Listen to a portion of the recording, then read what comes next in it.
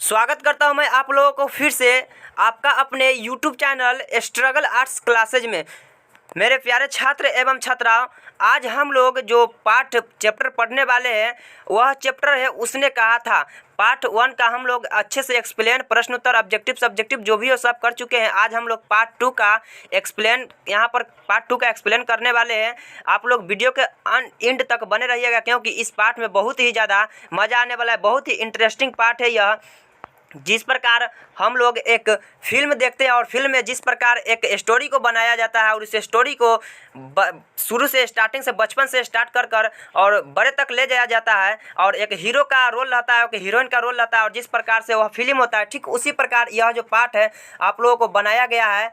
यह पार्ट पढ़ने के बाद इतना मज़ा आने वाला है कि मत पूछिए। चलिए आप बिना को टाइम को व्यतीत किए हम लोग पाठ की ओर चलते हैं, ज़्यादा टाइम नहीं व्यतीत करते हैं। उससे पहले थोड़ा सा लेखक परिचय जान लेते हैं। लेखक परिचय पर मैं ज़्यादा फोकस करना नहीं चाहूँगा क्योंकि बाद में लेखक से संबंधित परिचय मैं एक अलग वीडियो लेकर आऊँगा जिसमें ट्रिक के माध्यम से आप लोगों को लेखक से संबंधित परिचय पूरा याद करा दूंगा। ये मेरी आप लोगों से प्रॉमिस है और गारंटी है कि याद करा कहीं छोड़ेंगे। बस आप लोग तैयारी करते रहिए जो बताते। चलिए थोड़ा सा लेखक से संबंधित परिचय थोड़ा बहुत जान लेते हैं।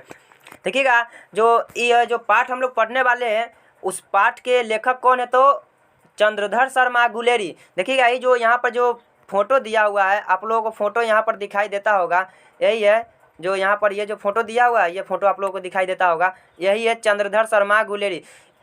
इन्हीं के द्वारा पाठ लिखा गया है। कौन सा पाठ लिखा गया है तो उसने कहा था। देखिएगा चंद्रधर शर्मा गुलेरी जी जो है इनका जन्म कब हुआ था तो इनके जन्म की अगर हम लोग बात करते हैं तो इनका जो जन्म है 7 जुलाई 1883 ईस्वी को हुआ था। कब हुआ था? 7 जुलाई 1883 ईस्वी को। याद रखना है, लेखक से संबंधित परिचय पूछा जाता है एग्जाम में। और उसके बाद देखिएगा निधन जो है 12 सितंबर 1922 ईस्वी को हुआ था। इनका जो जन्म स्थान है जयपुर राजस्थान में है। जन्म स्थान कहे तो जहाँ पे जन्म हुआ था। और मूल निवास कहने का मतलब जहाँ पे जन्म हुआ वो जन्म स्थान, ठीक। और मूल निवास मतलब वो जगह को छोड़कर ये जहाँ पर जाकर निवास कर गए वो इनका मूल निवास हो गया, जहाँ पर ये हमेशा के लिए निवास करके रह गए। तो इनका जो मूल निवास था वो था गुलेर नामक ग्राम, ठीक है। कौन सा ग्राम था तो गुलेर नामक ग्राम। अरे यार कहला ऐसे हो रहा है। कौन सा ग्राम था तो गुलेर नामक ग्राम और जिला था कांगड़ा और हिमाचल प्रदेश। मतलब गुलेर नामक गांव, जिला कांगड़ा, हिमाचल प्रदेश में इनका जन्म इनका जो मूल निवास था। इस दोनों में कन्फ्यूजन में नहीं पड़ना है। जन्म स्थान का है तो जयपुर राजस्थान और मूल निवास जो था गुलेर नामक गांव कौन सा था? गुलेर नामक, और जिला है कांगड़ा और हिमाचल प्रदेश में हुआ था। इनकी अगर पिता के बात करें तो इनके पिता का जो नाम था पंडित शिवराम था। तो इसको भी आप लोगों को याद रखना है। और इनकी शिक्षा जो था बचपन में संस्कृत की शिक्षा 1899 में इलाहाबाद तथा कोलकाता विश्वविद्यालय में क्रमशः एंट्रेंस तथा मैट्रिक की परीक्षा दी। 1901 में कोलकाता विश्वविद्यालय से इंटरमीडिएट, 1903 में इलाहाबाद विश्वविद्यालय से BA किए। ये सब बात आपके बुक में दिया हुआ आप देख सकते हैं। बिना टाइम को व्यतीत किए चलिए हम पाठ की ओर चलते हैं और पाठ में विशेष जानकारी जानते हैं क्योंकि पाठ में आज बहुत ही ज़्यादा मज़ा आने वाला है। पाठ को छोड़कर आप लोग जाइएगा नहीं। चलिए लेखक संबंधित परिचय मैं एक अलग से वीडियो लेकर आऊँगा, उस पर आप लोगों को ट्रिक से माध्यम से याद करा दूंगा। चलिए आप लोग सीधा पाठ पे चलते हैं। पाठ को थोड़ा सा यहाँ पर सही से कर लेते हैं, जूम नज़दीक जो भी मेंटेन हो। उसके बाद हम लोग पाठ को स्टार्ट करते हैं। चलिए पाठ को शुरू करते हैं। देखिएगा पाठ जो है टाइटल कहे तो शीर्षक, समझ रहे हैं आप लोग, समझ रहे हैं अच्छे तरह से। उसने कहा था। चलिए यहाँ पर सवाल उठता है भाई किसने कहा था। यह जो कहानी है 5 सवालों पे घूम रही है। 5 सवाल कौन कौन सा है तो पहला सवाल यह है, अगर 5 सवाल का जवाब मिल जाए तो समझिए कि कहानी पूर्ण रूप से आपको समझ में आ गया और बहुत ही ज़्यादा मज़ा आएगा। फिल्म जितना देखते हैं उससे ज़्यादा मज़ा इसमें आने वाला है, जितना कि फिल्म में भी नहीं आता है मज़ा। उसने कहा था कौन सा 5 सवाल है जिसको हम लोग समझ जाएंगे तो पाठ अच्छा समझ में आ जाएगा। तो पहला सवाल है कि उसने कहा था। भाई किसने कहा था? पहला सवाल है कि किसने कहा था, पहला सवाल हो गया। और दूसरा सवाल है कि किससे कहा था। और तीसरा सवाल है कि जिससे कहा था उससे क्या कहा था। और चौथा सवाल यहाँ पर उठ रहा है कि जिससे किसी ने अगर किसी से कुछ कहा था तो क्या उसने उस बातों को पालन किया, क्या उस बातों को निभाया। अगर किसी ने कुछ किसी से कहा था तो फिर से समझिए, उसने कहा था भाई किसने कहा था तो पहला सवाल है कि उसने कहा था, भाई किसने कहा था और किससे कहा था और क्या कहा था। और अगर उन्होंने उससे कहा तो क्या उन्होंने उस बातों का, जो भी बात बोले उनके बातों का पालन किया, आज्ञा का पालन किए? यहाँ पर 4 सवाल यहाँ पर आप लोग को उठ रहा है, 4-5 सवाल उठ रहा है। अगर ये 4-5 सवाल का जवाब अगर आप लोग को मिल जाता है तो समझिए कि ये पाठ अच्छी तरह से समझ में आ जाएगा। चलिए अब हम लोग पाठ पे आते हैं। पाठ को आप लोगों को अपने ही शब्दों में समझाने की प्रयास करते हैं, अपने ही शब्दों में समझाने की कोशिश करते हैं। देखिएगा, यह जो कहानी है एक अमृतसर बाजार से शुरू होता है, जो कि पंजाब में पड़ता है। कहाँ पड़ता है? तो पंजाब में पड़ता है। यह कहानी अमृतसर के बाजार से शुरू होती है और वहीं से यह कहानी संपूर्ण रूप से स्टार्ट होती है। शुरू में स्टार्टिंग में अमृतसर शहर का कुछ बड़ाई किया गया है कि यह शहर इतना अच्छा है, ऐसा वैसा है। चलिए पाठ पढ़ते फिर आप लोगों को समझाते हैं। देखिए, बड़े बड़े शहरों के इक्के गाड़ी वाले की जवान के कोरों से जिनकी पीठ छिल गई है और कान पक गए हैं, उनसे हमारी प्रार्थना है कि अमृतसर के बंदूकाट वालों की बोली का मरहम लगावे। जब बड़े बड़े शहरों की चौड़ी सड़कों पर घोड़ी की पीठ को चाबुक से ढूंढते हुए इक्के वाले कभी घोड़े की नानी से अपना टिकट संबंध स्थित करते हैं, कभी राह चलते पैदलों की आंख के न होने पर तरस खाते हैं। देखिए, ये जो यहाँ से आप लोग का जो बात लिखा गया है, ध्यान से देखिएगा। आप लोग का जो ये बात लिखा गया है, यहाँ से बड़े बड़े शहर से स्टार्ट किया गया है, ठीक है, और ध्यान से देखते रहिएगा। और यहाँ से स्टार्ट करके आपका बात जो है यहाँ तक लाया है। आपका बात ये जो लिखा गया है ये यहाँ तक लाया है। तो यहाँ तक ला जो बात है, इस बात को मैं आप लोगों को समझाने की प्रयास करता हूँ। देखिए, इस पाठ में क्या है कि अमृतसर शहर की बड़ाई किया जा रहा है। बोला जा रहा है कि वहाँ अमृतसर शहर में जो है गाड़ी चलता है ना, तो उनके गाड़ियों की आवाज़ से क्या है कि क्या बोला है, उनके गाड़ियों की आवाज़ से मतलब कि कान वहाँ सबका पक जाता है, इतना गाड़ी का आवाज़ देता है, मतलब इतना गाड़ी का भीड़ रहता है। और वहाँ कितना भी गाड़ी चलता है, इतना ज़्यादा भीड़ रहता है, फिर भी वहाँ लोग क्या करते हैं, एक दूसरे से आपस से प्रेम से बात करते हैं, सलाह से बात करते हैं, गलत गलौज नहीं करते। जबकि आप लोग दूसरे बड़े बड़े शहर में देखते हैं, बड़े बड़े गाँव में देखते हैं, बड़े बड़े रास्तों पर देखते हैं जहाँ पर जाम लगता है, जब लोग एक साइड से दूसरे साइड जाते हैं, यहाँ से वहाँ जाते हैं, क्या होता है वहाँ पर लोग वहाँ पर गलत गलौज भी कर लेते हैं। इतना ही नहीं, लोग वहाँ पर मारपीट करने के लिए भी तैयार हो जाते हैं, इज्जत से बात नहीं करते, वैल्यू से बात नहीं करते। एक दूसरे को लोग जो इंसान है, इंसान का इंसान नहीं समझते और जानवरों की तरह व्यवहार करने लगते हैं। जबकि हम अमृतसर शहर की बात करते हैं तो वहाँ पर ऐसी बात नहीं है। वहाँ पर लोग एक दूसरे से प्रेम से बात करते हैं, भाईचारा बनाकर रखते हैं, मतलब आपस में समझते हैं कि हमारा भाई ही है। कितना भी जाम रहे, कितना भी आगे से आकर भीड़ लग जाए, वहाँ पर जब लोग जाते हैं तो प्यार से बोलते हैं, हट जाइए भाई साहब, हट जाइए दादी जी, हट जाइए माँ जी, ऐसे प्यार से बोलकर वहाँ पर लोगों को साइड किया जाता है। उसके बाद जो अगले पिछले गाड़ी वाले होते हैं वो निकालते हैं। और जब वो गाड़ी वाले ऐसे सीटी मारते रहते, समझाते रहते, जब आदमी जो वहाँ पर आगे से खड़ा रहता है, भीड़ रहता है, अगर वो बात से नहीं समझते हैं तो थोड़ा सा गुस्सा आ जाता है जो गाड़ी पीछे लेकर खड़ा रहता है। उसके बाद वो जब उनको गुस्सा आता है तो थोड़ा सा गुस्सा आकर वो बोलते हैं, क्या बोलते हैं देखिएगा, तो थोड़ा सा गुस्सा आ जाते हैं और गुस्सा आकर क्या बोलते हैं, जैसे कोई औरत आगे से आ गई, बार बार सीटी मार रहा है, वो औरत हट नहीं रही है, तो गाड़ी वाले गुस्सा आ जाता है, गुस्सा आकर बोलते हैं, देखिएगा क्या बोल रहे हैं, हट जा जीने जोगिए, हट जा कर्मा वालिए, हट जा पूता प्यारिए, बच जा लंबी वालिए। चलिए इसको हम समझाते हैं, क्या बोला है, हट जा जीने वो जोगिए, हट जा कर्मा वालिए, हट जा पूता प्यारिए, बच जा लंबी वालिए। कहने का मतलब हो गया कि जो गरीब वाले होते हैं वो समझाते हैं, हट जा, तेरी अभी जो उम्र है वो अभी लंबी है। देखिए इसका अर्थ दिया हुआ है कि तू जीने योग्य है, तू भाग्यों वाली है, तू पुत्रों की प्यारी है, तू लंबी उम्र वाली है, तेरे सामने अभी लंबी उम्र है, और तू क्यों मेरे गाड़ी के सामने आ रही है, क्यों तू मेरे गाड़ी के सामने आकर मरना चाह रही है, हट जा मेरे गाड़ी के सामने से। इस तरह से वहाँ प्यार से बोला जाता है और प्यार से बोलकर लोगों को क्या किया जाता है, वहाँ से साइड किया जाता है, वहाँ से हटाया जाता है। लेकिन जबकि अपने इन्हें देखते हैं तो इतना प्यार से कौन बोलता है, लोग यहाँ पर मारपीट करने के लिए तैयार हो जाते हैं, अपने भाईचारा को भूल जाते हैं, जानवरों की तरह व्यवहार करने लगते हैं। इस तरह से स्टार्टिंग में इसके शुरू में कुछ अमृतसर शहर की बड़ाई किया गया है कि वहाँ इतने अच्छे अच्छे हैं। अगर आप लोगों को भी कभी टाइम मिले, पंजाब जाते हैं तो अमृतसर शहर में जाकर घूमिए और देखिए वहाँ की नज़ारा कितने अच्छा है, और वहाँ पर लोग एक दूसरे से भाईचारा बनाकर रखते हैं, झगड़ा झुगड़ी नहीं करते। इस प्रकार यहाँ से कहानी थोड़ा सा अमृतसर शहर की बड़ाई किया गया है। देखिएगा पैराग्राफ चेंज करके क्या बताया जा रहा है। अब यहाँ पर देखिएगा एक हीरो की तरह एक इसमें लड़का का एंट्री होता है और एक हीरोइन की तरह बिल्कुल एक लड़की का एंट्री होता है। इसी दोनों पर यह कहानी जो है पूरी कहानी घूम जाता है और बहुत ही मजा आएगा इस कहानी को जब पढ़ाएंगे, तो आप लोग वीडियो के एंड तक बने रहिएगा। चलिए कहानी को शुरू करते हैं, फिर आगे देखिएगा पैराग्राफ चेंज करके जो बोला है, ऐसे बम्बू काट वालों के बीच में होकर एक लड़का और एक लड़की चौक की एक दुकान पर आ मिले। चलिए यहीं से तो आपका कहानी स्टार्ट होता है, जो कि बहुत ही इंटरेस्टिंग है और यह आपके चैप्टर में है। जो भी बताया गया है मैं संपूर्ण रूप से कोशिश करूंगा सारी बातों को बताने का, चाहे वह बात आपके गांव समाज से मिलता जुलता हो, कहीं से भी मिलता जुलता हो, थोड़ा अगर अच्छे शब्द का इस्तेमाल हो, खराब शब्द का इस्तेमाल हो, सभी बातों को मैं यहाँ पर रखूंगा, क्योंकि आपको इस सारी बातों को इस पाठ में पढ़ना है, इसलिए इस बातों को मैं इससे हटाऊंगा नहीं। क्या होता है कि बम्बू काट वालों के बीच से एक लड़का और एक लड़की एक चौक वाले दुकान पर आकर मिलते हैं। एक लड़का होता है और एक लड़की होती है। यहीं से आपका कहानी स्टार्ट होता है।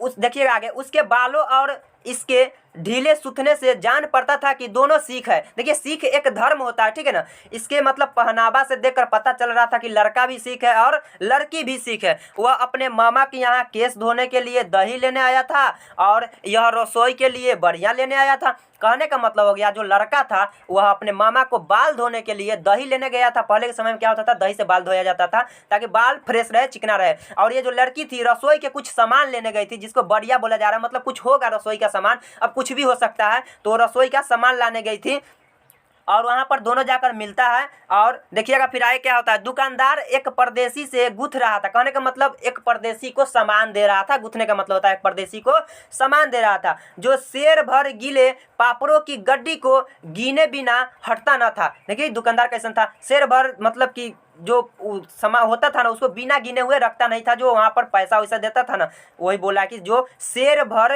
गीले पापड़ों की गड्डी को गिने बिना हटता नहीं था। देखिएगा अब यहीं से जो एक लड़का और एक लड़की जो जाकर दुकान पे मिलता है, फिर क्या होता है, वह लड़का उस लड़की को देखता है, यह लड़की जो है उस लड़का को देखती है, और फिर देखते ही देखते क्या होता है, यहीं से कहानी स्टार्ट होता है और यहीं से यह जो लव स्टोरी स्टार्ट होता है। हालांकि आपके पाठ में, इसलिए मैं इन सारी बातों को बताने के प्रयास कर रहा हूँ, एक भी बातों को यहाँ से हटाऊंगा नहीं। कोई भी इस बातों को अपने दिल से नहीं लेना है, आपके चैप्टर में पढ़ना है तो केवल पढ़ाई पर ही फोकस करें, फालतू इधर उधर का ध्यान ना दे। चलिए अब फिर क्या होता है, वह जो लड़का है उस लड़की को देखता है, वह लड़का उस लड़की से पूछता है कि तेरा घर कहाँ है। कौन पूछता है, ये लड़का पूछता है कि तेरा घर कहाँ है। वो लड़की जवाब देती है कि मगरे में, और फिर लड़की सवाल करती है और तेरा कहाँ है। तो देखिएगा वो लड़का जवाब देता है कि मांझे में। फिर लड़की बोलती है यहाँ कहाँ, फिर वो लड़का पूछता है कि यहाँ कहाँ रहती है। देखिए पहले लड़का पूछा तेरा घर कहाँ है, लड़की बोली मगरे में। फिर लड़की पूछ दी तेरा घर कहाँ है, फिर लड़का बोला मांझे में। फिर लड़का सवाल करता है कि यहाँ कहाँ रहती है। तो लड़की बोलती है कि अतर सिंह की बैठक में वह मेरे मामा होते हैं। समझिएगा यहीं से प्रश्न पूछता है आपके एग्जाम में कि लड़की के घर का, लड़की का जहाँ घर था वो घर का जो जगह था वो जगह का नाम क्या है, तो मगरे। लड़का का जगह जहाँ लड़का रहता था वहाँ का नाम क्या है, गांव का नाम तो मांझे। और लड़की जो लड़का पूछता है कि यहाँ कहाँ रहती है, तो लड़की बोलती है कि अतर सिंह की बैठक में वह मेरे मामा होते हैं। याद रखिएगा लड़की के मामा का क्या नाम है, अतर सिंह, याद रखना है।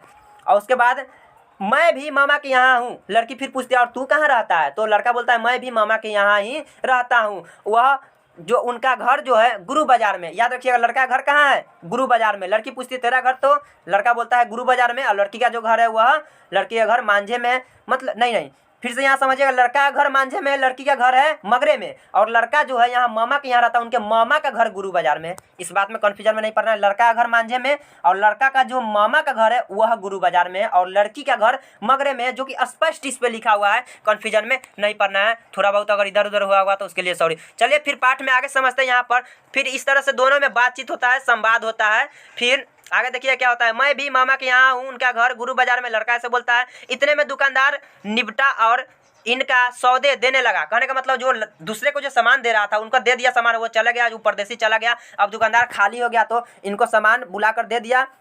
लड़का लड़की जो सामान खरीदने गया था दोनों को सामान दे दिया, और दोनों इस तरह से क्या किए, वहां से निकल गया। दोनों बात करते करते अपने घर की ओर वहां से रवाना हो गए, मतलब वहां से निकल गए। फिर देखिएगा सौदा लेकर दोनों साथ साथ चले, अकेला नहीं, दोनों साथ साथ चले। फिर देखिए कुछ दूर जाकर लड़के ने मुस्कुरा कर पूछा। देखिए लड़का क्या पूछता है लड़की से, मुस्कुरा कर। पहले तो बात करते करते गया और लड़का फिर से लड़की से मुस्कुरा कर पूछता है कि तेरी कुरमाई हो गई क्या। यह लड़का पूछता है उस लड़की से। अब लड़की इस देखिएगा इस पर लड़की कुछ आंखें चढ़ाकर, मतलब कुछ आंख चढ़ाई, थोड़ा सा गुस्सा हो गई। लाजमी है कि कोई लड़का अगर किसी लड़की से कुछ पूछता है तो थोड़ा बहुत गुस्सा हो ही जाएगी। क्यों पूछेगा कोई किसी से। ये लड़का जब पूछता है तेरी कुरमाई हो गई, कुरमाई कहे तो सगाई, शादी ब्याह जो होता है बस उसी को बोलते हैं। लड़का पूछता है तेरी कुरमाई हो गई, मतलब तेरी सगाई हो गई। तो लड़की कुछ अपनी आंखों को चढ़ाकर बोलती है, लड़की अपनी आंखों को चढ़ाकर धत कहकर दौड़ गई और लड़का मुंह देखता रह गया। अब बताइए, लड़का पूछा तेरी कुरमाई हो गई, लड़की धत कहकर वहां से भाग गई अपने घर की और लड़का मुंह देखता ही रह गया। फिर दूसरे तीसरे दिन सब्जी वाले के यहाँ, दूध वाले के यहाँ अकस्मात दोनों मिल जाते हैं। अकस्मात कहे तो अचानक, चाहे सब्जी वाला हो चाहे दूध वाला हो, मतलब कुछ भी के दुकान पर दोनों लड़का लड़की अचानक से एक दूसरे को वहाँ पर मिल जाते हैं। फिर देखिए क्या होता है, महीना भर यही हालात चलता रहता है। महीना भर वो उसको मिलता है, वो उसको मिलता है, आपस में दोनों मिलते रहते हैं, बातचीत होता रहता है और लड़का हमेशा बार बार एक ही सवाल को रिपीट करता है, तेरी कुरमाई हो गई, तेरी कुरमाई हो गई। और लड़की का हर बार यही उत्तर आता है कि धत धत कहकर लड़की वहाँ से भाग जाती है। देखिए 2-3 बार लड़के ने फिर पूछा, फिर उसी बात को रिपीट किया, तेरी कुरमाई हो गई, और उत्तर में वही धत मिला। मतलब फिर से लड़की धत कहकर वहाँ से भाग गई। एक दिन जब फिर लड़के ने वैसे ही हंसी में चिढ़ाने के लिए पूछा, फिर से लड़का गया और लड़की जब भेटाई तो फिर से लड़का हंसी में उसको चिढ़ाने के लिए पूछता है कि तेरी कुरमाई हो गई। लड़के फिर से वही बात पूछता है, लड़के की संभावना के विरुद्ध बोल। अब लड़का जब पूछता है तेरी कुरमाई हो गई, लड़के के संभावना के विरुद्ध, मतलब लड़के के बातों के विरुद्ध, उसके बातों के विरुद्ध हो गया, खिलाफ हो गया, और लड़की गुस्सा कर एक बार बोलती है हाँ हो गई। अब लड़का चौंक जाता है, इतना कस के इसको झटका लगता है। बोलता है कब? लड़का को कस के झटका लगता है क्योंकि यह जिस समय उससे मिला था उसी समय से इसका स्टोरी शुरू हो गया था। अब लड़का को जब पता चलता है तो यहाँ से लड़का को लगता है धक्का दिल पे, और वह पूछता है कब? लड़की बोलती है कल। इस तरह से लड़की बोलती है, और लड़की बोलती है कल, देखते नहीं यह रेशम से कटा हुआ सालू। लड़की बोलती है देखते नहीं यह रेशम से कटा हुआ सालू। देखिए रेशम से कटा हुआ सालू कहने का मतलब होता है जब शादी ब्याह हो जाता है तो जो शादी ब्याह होने के बाद जो कपड़ा पहनते हैं ना, एक चुंदरी की तरह होता है, बस उसी को बोला जा रहा है। मतलब शादी ब्याह हो गया था और वो कपड़ा पहनी हुई थी, पूरा जोरा में थी, तो वही लड़का को बोल रही है कि देखते नहीं ये रेशम से कटा हुआ सालू। लड़की यह कहकर वहाँ से भाग गई। लड़की यह बोलकर वहाँ से भाग गई। लड़का मुँह देखते ही रह गया। लड़के ने अपने घर की राह ली। लड़का को लगा दिल पे धक्का और लड़का ने अपने घर की राह ली, कहने का मतलब अपने घर की रास्ता की ओर चल दिया, अपने घर की ओर जाने लगा। उसको इतना कस के झटका लगा, जरा सोचिए एक बार, अगर किसी भी को भी इस तरह से पता चलेगा तो उसको किस तरह से झटका लगेगा। उसी प्रकार ठीक यहाँ पे उस लड़का को झटका लगता है और लड़का अपने घर की ओर राह लेता है। और फिर लड़का रास्ते में जाते जाते क्या करता है, देखिएगा किस तरह से यहाँ से खचराई करता है वो लड़का। देखिएगा यहाँ से फिर क्या करता है वो लड़का, रास्ते में एक लड़के को मोरी में ढकेल दिया। इसको तो लगा था दिल पे धक्का। मोरी कहे तो आपके गांव देहात में मोरी कहा जाता है, जिसको शहर में नाली कहा जाता है। यह क्या किया, अपना सूझबूझ खो बैठा। जब इसको पता चला कि उसकी ब्याह मतलब कि सगाई हो गया तो इसे अपना सूझबूझ खो बैठा और पागलों की तरह अपने घर की ओर निकला और एक लड़का को नाली में ढकेल दिया, मतलब मोरी में ढकेल दिया। एक छाबड़ी वाले की दिन भर की कमाई खोई, मतलब देखिए दिन भर का कमाई था उसका भी उसी तरह से क्या कर दिया, धकेल दिया। एक कुत्ते को पत्थर मारा। बताइए भूखा कुत्ता जा रहा था और ये कुत्ता को पत्थर मार दिया, क्योंकि ये अपना तो सूझबूझ खो बैठा था ना। इसका मानसिक संतुलन उसी समय बिगड़ गया जिस समय इसको पता चला कि उसकी कुरमाई हो गई है। और ये एक भूखा कुत्ता को देखिए पत्थर मार दिया, कितना ये मतलब अपना सूझबूझ खो बैठा था। और देखिएगा इतना ही नहीं, एक गोभी वाले के ठेले को भी पलट दिया। एक गोभी वाले गोभी बेच रहा था, मतलब गोभी जो आपके गांव देहात में बोला जाता है, उसके ठेले को पलट दिया। इतना ही नहीं, दूध वाले के दूध को भी पलट दिया। दूध वाले जा रहा था वो लड़का, उस दूध वाले के दूध को भी पलट दिया। इतना कस के इसको धक्का लगा था, झटका लगा था। इतना ही नहीं, और क्या किया, सामने नहा कर आती हुई किसी वैष्णवी से टकराकर अंधे की उपाधि पाई, तब कहीं घर पहुंचा। चलिए इसको समझाते हैं। सामने एक और औरत आ रही थी जो कि एक वैष्णवी थी, मतलब नहा धोआ कर वो शायद मंदिर में पूजा पाठ करने जा ही रही थी और उससे भी यह टकरा गया। अब वह लड़की इससे जब टकराया तो वह लड़की इसको बोली, देखते रहे आँख से नहीं दिखाई दे रहा है, कैसे चलते हो? और वह बोली अंधे हो क्या? वो लड़की इस लड़के से बोला अंधे हो क्या? तो वही बोला कि आप अंधे की उपाधि पाई। इस तरह से रास्ता में खचराई करते करते, मतलब उबारू की तरह काम करते करते तब जाकर ये अपने घर पहुंचा। अब देखिएगा आपका यह कहानी का एक पार्ट खत्म हो गया। 5 भागों में यह कहानी बटी हुई है, एक भाग खत्म हो गया। अब यहाँ से दूसरी कहानी कहानी तो ये भाग दूसरी स्टार्ट होता है। अब भाग दूसरा में किस प्रकार स्टार्ट होता है, इसमें क्या क्या बताया गया, बस आप लोग एंड तक बने रहिए, हम बताते हैं। देखिए जिस प्रकार फिल्म में क्या होता है कि कहानी को शुरू से स्टार्ट किया जाता है और बचपन में लड़का लड़की का कहानी बताया जाता है या फिर किसी का बचपन से कहानी बताता है और एकाएक बोलता है वह 25 साल का हो गया, एकाएक सियान हो जाता है वह बच्चा और 25 साल से कहानी शुरू कर देता है। ठीक उसी प्रकार यहाँ होता है। यह लड़का लड़की जब मिला, क्या क्या हुआ, यह लड़का धीरे धीरे समय बीतता गया सारी कहानी को। यह लड़का एक दिन ऐसा समय आया कि सारी कहानी को भूल गया। देखते ही देखते 25 वर्ष बीत गया। जब यह लड़का 25 वर्ष का हुआ, कौन लड़का? वही लड़का जिस लड़का लड़की की वहाँ पे चौक वाले की दुकान पे मिलन हुआ था। जब यह लड़का 25 वर्ष का होता है, जब तक यह सारी कहानी को अपना भूल चुका होता है कि मेरे साथ बचपन में क्या हुआ था, क्या नहीं हुआ था, सारी बातों को भूल जाता है। और फिर से जब 25 वर्ष का होता है तो यहाँ से फिर से अब दूसरा कहानी का जो है दूसरा भाग स्टार्ट होता है। दूसरा भाग भी बड़ा ही इंटरेस्टिंग है, जिस प्रकार से पहला भाग इंटरेस्टिंग था। और देखिएगा दूसरा भाग में क्या होता है, उसी कहानी को दूसरा भाग के माध्यम से बताने का प्रयास किया गया। चलिए हम आप लोगों को सामने अपने शब्द में बताने का प्रयास करेंगे। आप लोग वीडियो को छोड़कर जाइएगा नहीं। चलिए दूसरे भाग को स्टार्ट करते हैं। देखिएगा दूसरा भाग में कहता है, राम राम यह भी कोई लड़ाई है। अब देखिएगा पहली कहानी में लव स्टोरी था, दूसरी कहानी में लड़ाई स्टार्ट हो गया।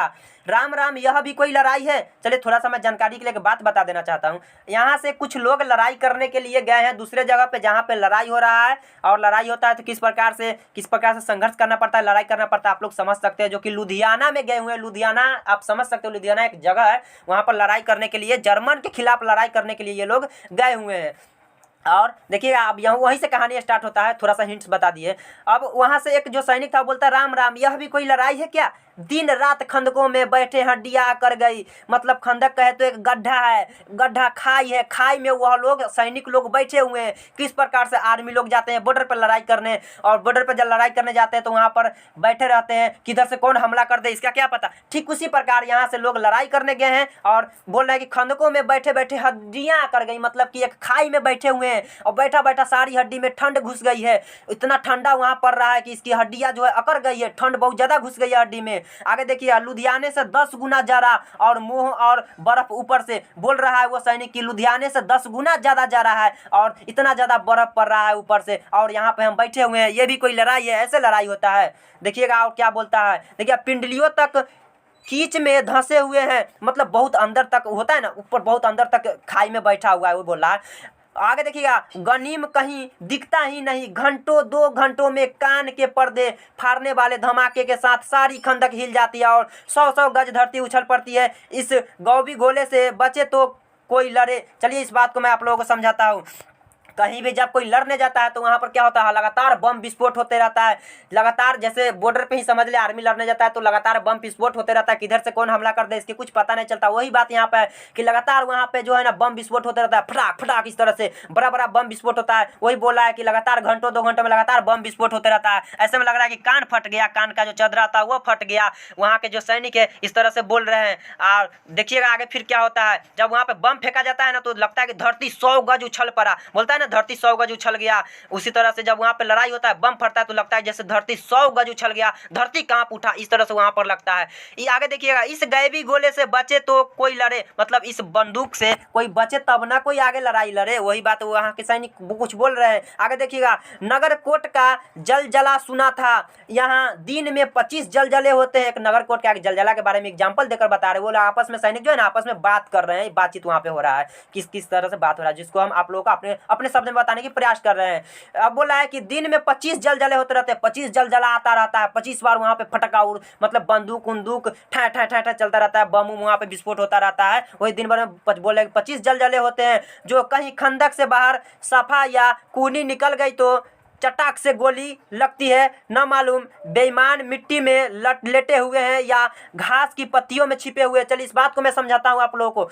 बोल रहा है कि हम लोग खाई में बैठे हुए, अगर गलती से थोड़ा सा हाथ अगर इधर से निकल गया, शरीर थोड़ा सा इधर से निकल गया, अगर कोई दुश्मन देख लिया, जर्मन के खिलाफ लड़ने भी गया, अगर जर्मन देख लेगा तो हाथ में मार देगा ठैसीना गोली, क्या होगा, वह मर जाएगा। और वो बोल रहे हैं कुछ सैनिक आपस में बात करेंगे, पता नहीं ये बेईमान मतलब वही जो जर्मन इसके जो दुश्मन है, पता नहीं ये बेईमान कहाँ पे बैठे हुए, मिट्टी में लेटे हुए हैं कि घास में छुपे हुए। लड़ाई जब होता है ना तो वहाँ पे क्या होता है, लोग मिट्टी में छुप जाते हैं, घास में छिप जाते हैं, और जब उसका दुश्मन आता है तो लड़ाई करने लगते हैं। तो वही बोल रहे हैं कुछ सैनिक कि पता नहीं ये जो बेईमान है, जो दुश्मन है, मिट्टी में लेटे हुए हैं कि घास की पत्तियों में छिपे हुए, किस समय हमला कर देगा इसका क्या पता। आगे देखिएगा, लहनासी और 3 दिन है, लहनासी और 3 दिन है, 4 तो खंदक में बीत ही गए। देखिएगा क्या बोलते हैं लानासी की, और 3 दिन है, 4 तो खंदक में बीत ही गए, परसों रिलीफ आ जाएगी और फिर 7 दिन की छुट्टी मतलब लाना सी बोले 3 दिन तो और बचा ही हुआ है, 4 उस और दिन तो बीत ही गया, 3 दिन बचा हुआ है,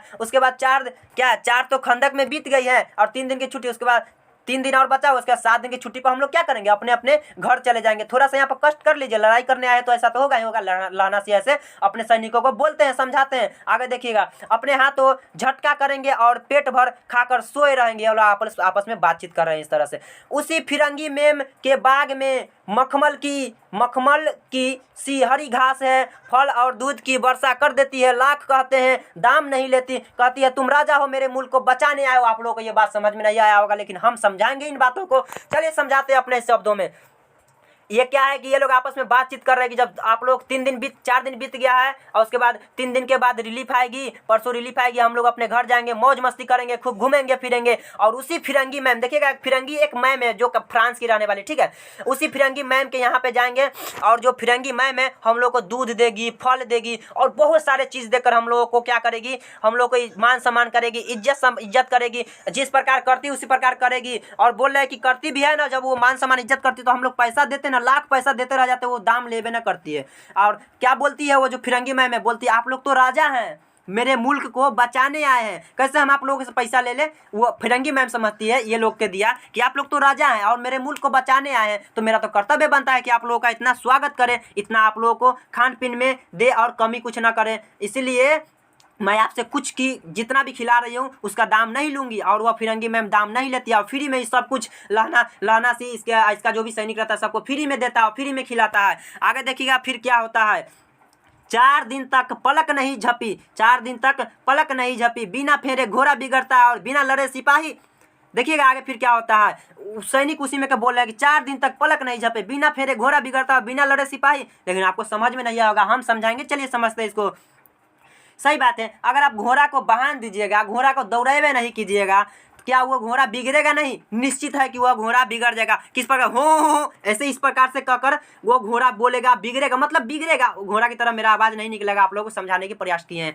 और ठीक उसी प्रकार हम लोग किसी सिपाही को एक जगह पर बैठा देंगे, बोलेंगे लड़ते रहो, खाई में बैठाएंगे, क्या उसको गुस्सा नहीं आएगा? क्या वो बिगड़ेगा नहीं? अरे लड़ाई होगा तब तो वो लड़ेगा, तो देह का जो हड्डी उड्डी होगा हिलेगा डोलेगा, मतलब कि थोड़ा बहुत देह जो है चालू रहेगा, खून चालू रहेगा। आप खाई में बैठा देंगे, कहाँ से वो लड़ेगा? उसका वो तो बिगड़ेगा ही बिगड़ेगा। वो घोड़ा की एग्जाम्पल देकर बता रहे हैं, जिस प्रकार घोड़ा को बांध देंगे तो वो बिगड़ेगा, उसी प्रकार एक सैनिक को सिपाही को कहीं पे बैठा देंगे, नहीं लड़ने देंगे, बोलेंगे यहीं पे बैठल रहो, तो वह भी बिगड़ जाएगा। वही बात है, बिना फेरे घोड़ा बिगड़ता है और बिना लड़े सिपाही। हमें उम्मीद है कि आप लोगों को समझ में आया होगा। चलिए आगे चलते हैं। मुझे तो संगीन चढ़ाकर मार्च का हुक्म मिल जाए, फिर 7 जर्मनों को अकेला मार कर न लौटूं तो मुझे दरबार साहब की दहेली पर पत्थर दहेरी मत्था।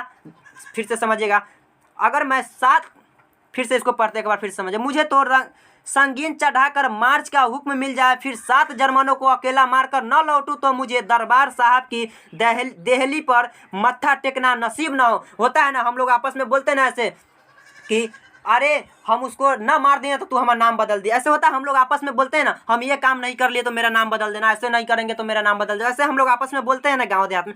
ठीक उसी प्रकार लहना सी बोल रहे हैं कि सिर्फ हमको ऑर्डर तो मिल जाए, अगर ऑर्डर मिल गया ना तो एक बार में 7 जर्मनों को ठाए ठाए मारकर और गिरा देंगे। ये लोग लड़ने गए हैं, वहीं पे आपस में कुछ बातचीत कर रहे हैं और बोलते हैं कि अगर मिल जाए ना तो 7 जर्मनों को एक ही बार में मारकर गिरा देंगे। और इस प्रकार से अगर हम 7 जर्मनों को ना मारकर गिराए ना तो फिर मेरा जो सर है, ये सर वहाँ पर मुझे दरबार साहब की दहली पर मत्था जाकर टेकना नसीब ना हो। मतलब कि अगर हम 7 जर्मनों को ना मारकर गिराए ना तो मेरा माथा भी टेकना नसीब नहीं होगा, जाकर वहाँ पर माथा भी रखना नसीब नहीं होगा। इस तरह से ये बोलते हैं। आगे देखिए, पाजी कहीं के कलों के घोड़े संगीन देखते ही मुंह फाड़ देते हैं और पैर पकड़ने लगते हैं, यूँ अंधेरों में 30-30 मन का गोला फेंकते हैं। उस दिन धावा किया था, 4 मील तक एक जर्मन नहीं छोड़ा था।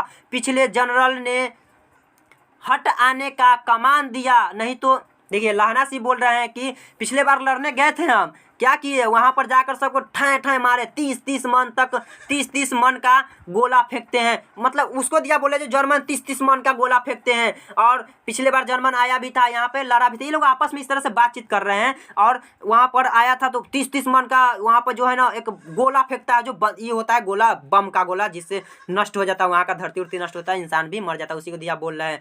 उसी दिन क्या किए थे ये, 4 मील तक एक जर्मन को नहीं छोड़ा था। मतलब जो लाना से 4 मील तक, समझ सकते हैं 4 मील कितना दूर होता है। खैटा खैटा कर सारे जर्मन को जो लाना चाहिए, खैटा खैटा कर 4 मील तक सभी जर्मनों को खैटा खैटा कर मारे। और फिर बाद में क्या हुआ कि इनको लहनासी को उपदेश दे दिया गया, आदेश दे दिया गया कि अब इससे आगे नहीं बढ़ना है, इतना ही पे रुक जाइए। इसीलिए लहनासी वहाँ से 4 मील से क्या किए, आपस चलाए और फिर जर्मनों को जिसको मार दिए से मार दिए, जो बच गया सो वो तो भाग गया डरे वहाँ से। और फिर लहनासी वापस चला। अगर लहनासी को ये आदेश नहीं मिलता ना कि छोड़ दीजिए, नहीं तो लहनासी, हमको लगता है कि जर्मनों को मुल्क में घुसा कर लहनासी मारते, लेकिन लहनासी को आदेश मिल गया था कि छोड़ दीजिए, अब नहीं मारना है। वही बात बोले, नहीं तो लहनासी बोले, नहीं तो वो लोग को गर्दा गर्दा उड़ा कर मारते सारे जर्मनों को। आगे देखिएगा फिर क्या होता है, नहीं तो सीधे बर्लिन पहुंचा देते। कहने का मतलब मार मार के सबको सीधे ऊपरे पहुंचा देते, ना डर लगता है, उसके मुल्क में पहुंचा देते, ऐसे लहनासी बोल रहे हैं। क्यों, अब देखिएगा क्यों सूबेदार हजारासी ने मुस्कुरा कर कहा। ये लहनासी सारे बात बोले, अब सूबेदार हजारासी का वहां पर वहीं पे थे, आपस में बातचीत कर रहे थे। सूबेदार हजारासी बोलते क्यों, सूबेदार हजारासी ने मुस्कुरा कर कहा लहनासी से, लड़ाई के मामले जमादार या नायक के चलाए नहीं चलते। वो कौन बोल रहे हैं, ये बोल रहे हैं सूबेदार हजारासी बोल रहे हैं लहनासी को कि लड़ाई के मामले में जो है जमादार और नायक के चलाए नहीं चलते। जो ऑर्डर दिया जा रहा है, जो हुक्म दिया जा रहा है, मानिए आप अभी छोटे पद पे, अगर आपको बड़े पद का कोई अगर हुक्म देते तो बातों को मानना पड़ेगा। आगे देखिएगा, बड़े अफसर दूर की सोचते हैं, 300 मील का सामना है, एक तरफ बढ़ गया तो क्या होगा। देखिए जमादार जो सूबेदार हजारासी हैं, समझाने की कोशिश कर रहे हैं लहनासी को कि बड़े बड़े जो अफसर होते हैं ना भाई, सही बात है, बड़ा बड़ा जो अफसर होते हैं बड़े बड़े सोच करते हैं कि हाँ किस हिसाब से लड़ा जाए, कैसे लड़ा जाए, कि कैसे कैसे क्या किया जाए। जिस प्रकार महात्मा गांधी महान पुरुष थे, महान कुछ सोचकर समझकर तब ना कदम उठाए, तब ना हम लोग को देश का आजाद किए। तो बड़े लोग थे तो उनका बड़ा सोच था। ठीक उसी प्रकार सूबेदार हजारासी लहनासी को समझाने के प्रयास करें कि बड़े बड़े जो लोग होते हैं ना वो बड़े बड़े सोच रखते हैं, और बड़े बड़े सोच रख के वो जो है कुछ सोच समझ कर आगे कदम उठाते हैं। अब बोल रहे हैं वो सूबेदार हजारासी लहनासी को समझा रहे हैं 300 मील का सामना है, एक तरफ बढ़ गए तो क्या होगा। बोले 300 मील तक सामना करना है, 1 मील अगर हम लोग बढ़िए जाएंगे, एक तरफ बढ़िए जाएंगे तो उससे क्या होगा, इधर से हम लोग मात खा जाएंगे, मतलब कि इधर से ना इधर से हम लोग मरे जाएंगे, हार जाएंगे इस युद्ध को। इसीलिए लहनासी ये जो सूबेदार हजारासी लहनासी को ये सारी बातें कहकर समझाते हैं। फिर आगे देखिएगा, सूबेदार जी सच है, लहनासी बोलता है कि सूबेदार जी आपका बात जो है ना बिल्कुल सच है। वही सूबेदार हजारासी, याद रखिएगा सूबेदार कौन है, हजारासी, याद रखना है सूबेदार कौन है, हजारासी। तो लहनासी बोलता है कि सूबेदार हजारासी आपका बात सही है, जो बात आप बोल रहे हैं वो सही है, पर क्या करें, इस तरह से जो लड़ाई हो रहा है तो लड़ाई में चुपचाप भी तो नहीं बैठ सकते। लहनासी बोलते हैं हड्डियों में तो जरा धंस गया है, और लहनासी बोले हड्डियों में तो जरा धंस गया है, खाई में रहते रहते हम लोग तो यहाँ पर ऐसे हो गए हैं जैसे लग रहा है कि पूरा शरीर हम लोग का बैठ गया है, धंस गया है, इस तरह से हम लोग यहाँ पर बर्फ बन चुके हैं, लहनासी बोलते हैं। और इस तरह से आपस में लहनासी और सूबेदार हजारासी का बातचीत होता है। आगे देखिएगा आगे क्या आता है, सूर्य निकला नहीं और खाई में दोनों तरफ से चंबे की बावलियों के से सोते झड़ रहे हैं, एक धावा हो जाए तो गर्मी आ जाता। ये आपस में बातचीत कर रहे हैं और बोल रहे हैं कि सूर्य भी निकल गया है, और क्या इतना सूर्य भी निकल गया और दोनों तरफ क्या है, चंबे की बावलियों से सोते झड़ रहे हैं, मतलब कि चारों तरफ इतना धूप भी निकल गया, सूर्य निकल गया, फिर भी अभी इतना यहाँ पे ठंडा पड़ रहा है। आपस में बातचीत करके बोले क्या, लड़ाई हो जाता ना तो बड़ा मजा आ जाता, लड़ाई करते तो थोड़ा बहुत हम लोग का देह में क्या होता, गर्मी आ जाता और हम लोग भी खुली हो जाते और थोड़ा बहुत शरीर जो है खुल जाता, मतलब कि बैठे बैठे से ये लोग भी क्या थे, अच्छा आ गए थे, आपस में बातचीत कर रहे थे। अब देखिएगा, उद्यमी उठ सिगरी में कोले डाल, वजीरा तुम 4 जन बाल्टियों लेकर खाई का पानी बाहर फेंको। ये जो है आपस में देखिएगा आप यहाँ कैसे कैसे यहाँ से अब लड़ाई शुरू होता है। महासिंह भी इसी का पात्र है। महासिंह शाम हो गई है, खाई के दरवाजे का पहरा बदल दें, यह कहते हुए सूबेदार सारी खंदक में चक्कर लगाने लगा। एक सूबेदार था, सूबेदार कौन था, सूबेदार हजारा सिंह सारी को आदेश दे दिए, सभी को अपना अपना आदेश दे दिए कि तुमको ये काम करना है, तुमको ये काम करना है, सबको अपना अपना आदेश दे दिया। आगे देखिएगा, वजीरा पलटन का विदूषक था। चलिए अब यहाँ से बात को समझने का आता है जो एग्जाम में बार बार पूछा जाता है कि पलटन का विदूषक कौन था, तो वजीरा, भूलना नहीं है। पलटन का विदूषक कौन था, तो पलटन का जो विदूषक था वह वजीरा सिंह था।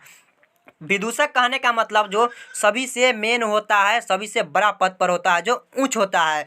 इसी प्रकार पलटन का विदूषक कौन था, तो वजीरा सिंह। बड़ी इंपॉर्टेंट है, याद रखना है, आप लोगों को एग्जाम में पूछा जाता है ये। पलटन का विदूषक वजीरा सिंह था।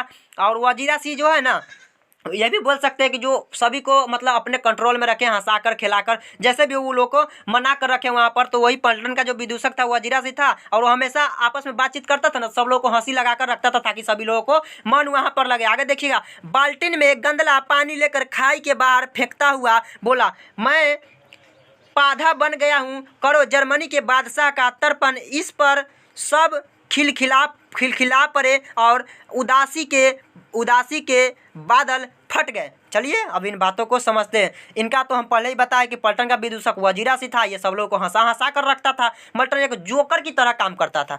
जोकर होता है ना, जिस प्रकार किसी भी नाच में जोकर होता है तो क्या करता है, सबको हंसाने के काम करता है, हंसा कर रखता है ना। ठीक उसी प्रकार ये विदूषक था पलटन का वजीरा सिंह, और सब लोग को हंसा कर रखता था। हंसी लगाने वाला बात यहाँ पर बोल दिया, इसी लोग सब लोग क्या किए, वहाँ पर हंसने लगे, मतलब मुँह फाड़ कर हंसने लगे और सब लोगों को हंसी लगा दिया। आगे देखिएगा फिर आगे क्या होता है। लहना सिंह ने दूसरी बाल्टीन भर उसके हाथ में देकर कहा, लहना सिंह दूसरी बाल्टीन भर दिया पानी और उसके हाथ में देकर कहा, अपनी बारी के खरबूजों में पानी दो। अपनी बारी के खरबूजों में क्या दो, पानी दो। उसको बोलते हैं विदूषक को, जो हजारा सिंह है, लहना सिंह बोलते हैं। ऐसा खाद पानी पंजाब भर में नहीं मिलेगा। ऐसा खाद पानी पंजाब भर में नहीं मिलेगा। यह पंजाब का ही कहानी है, याद रखिएगा।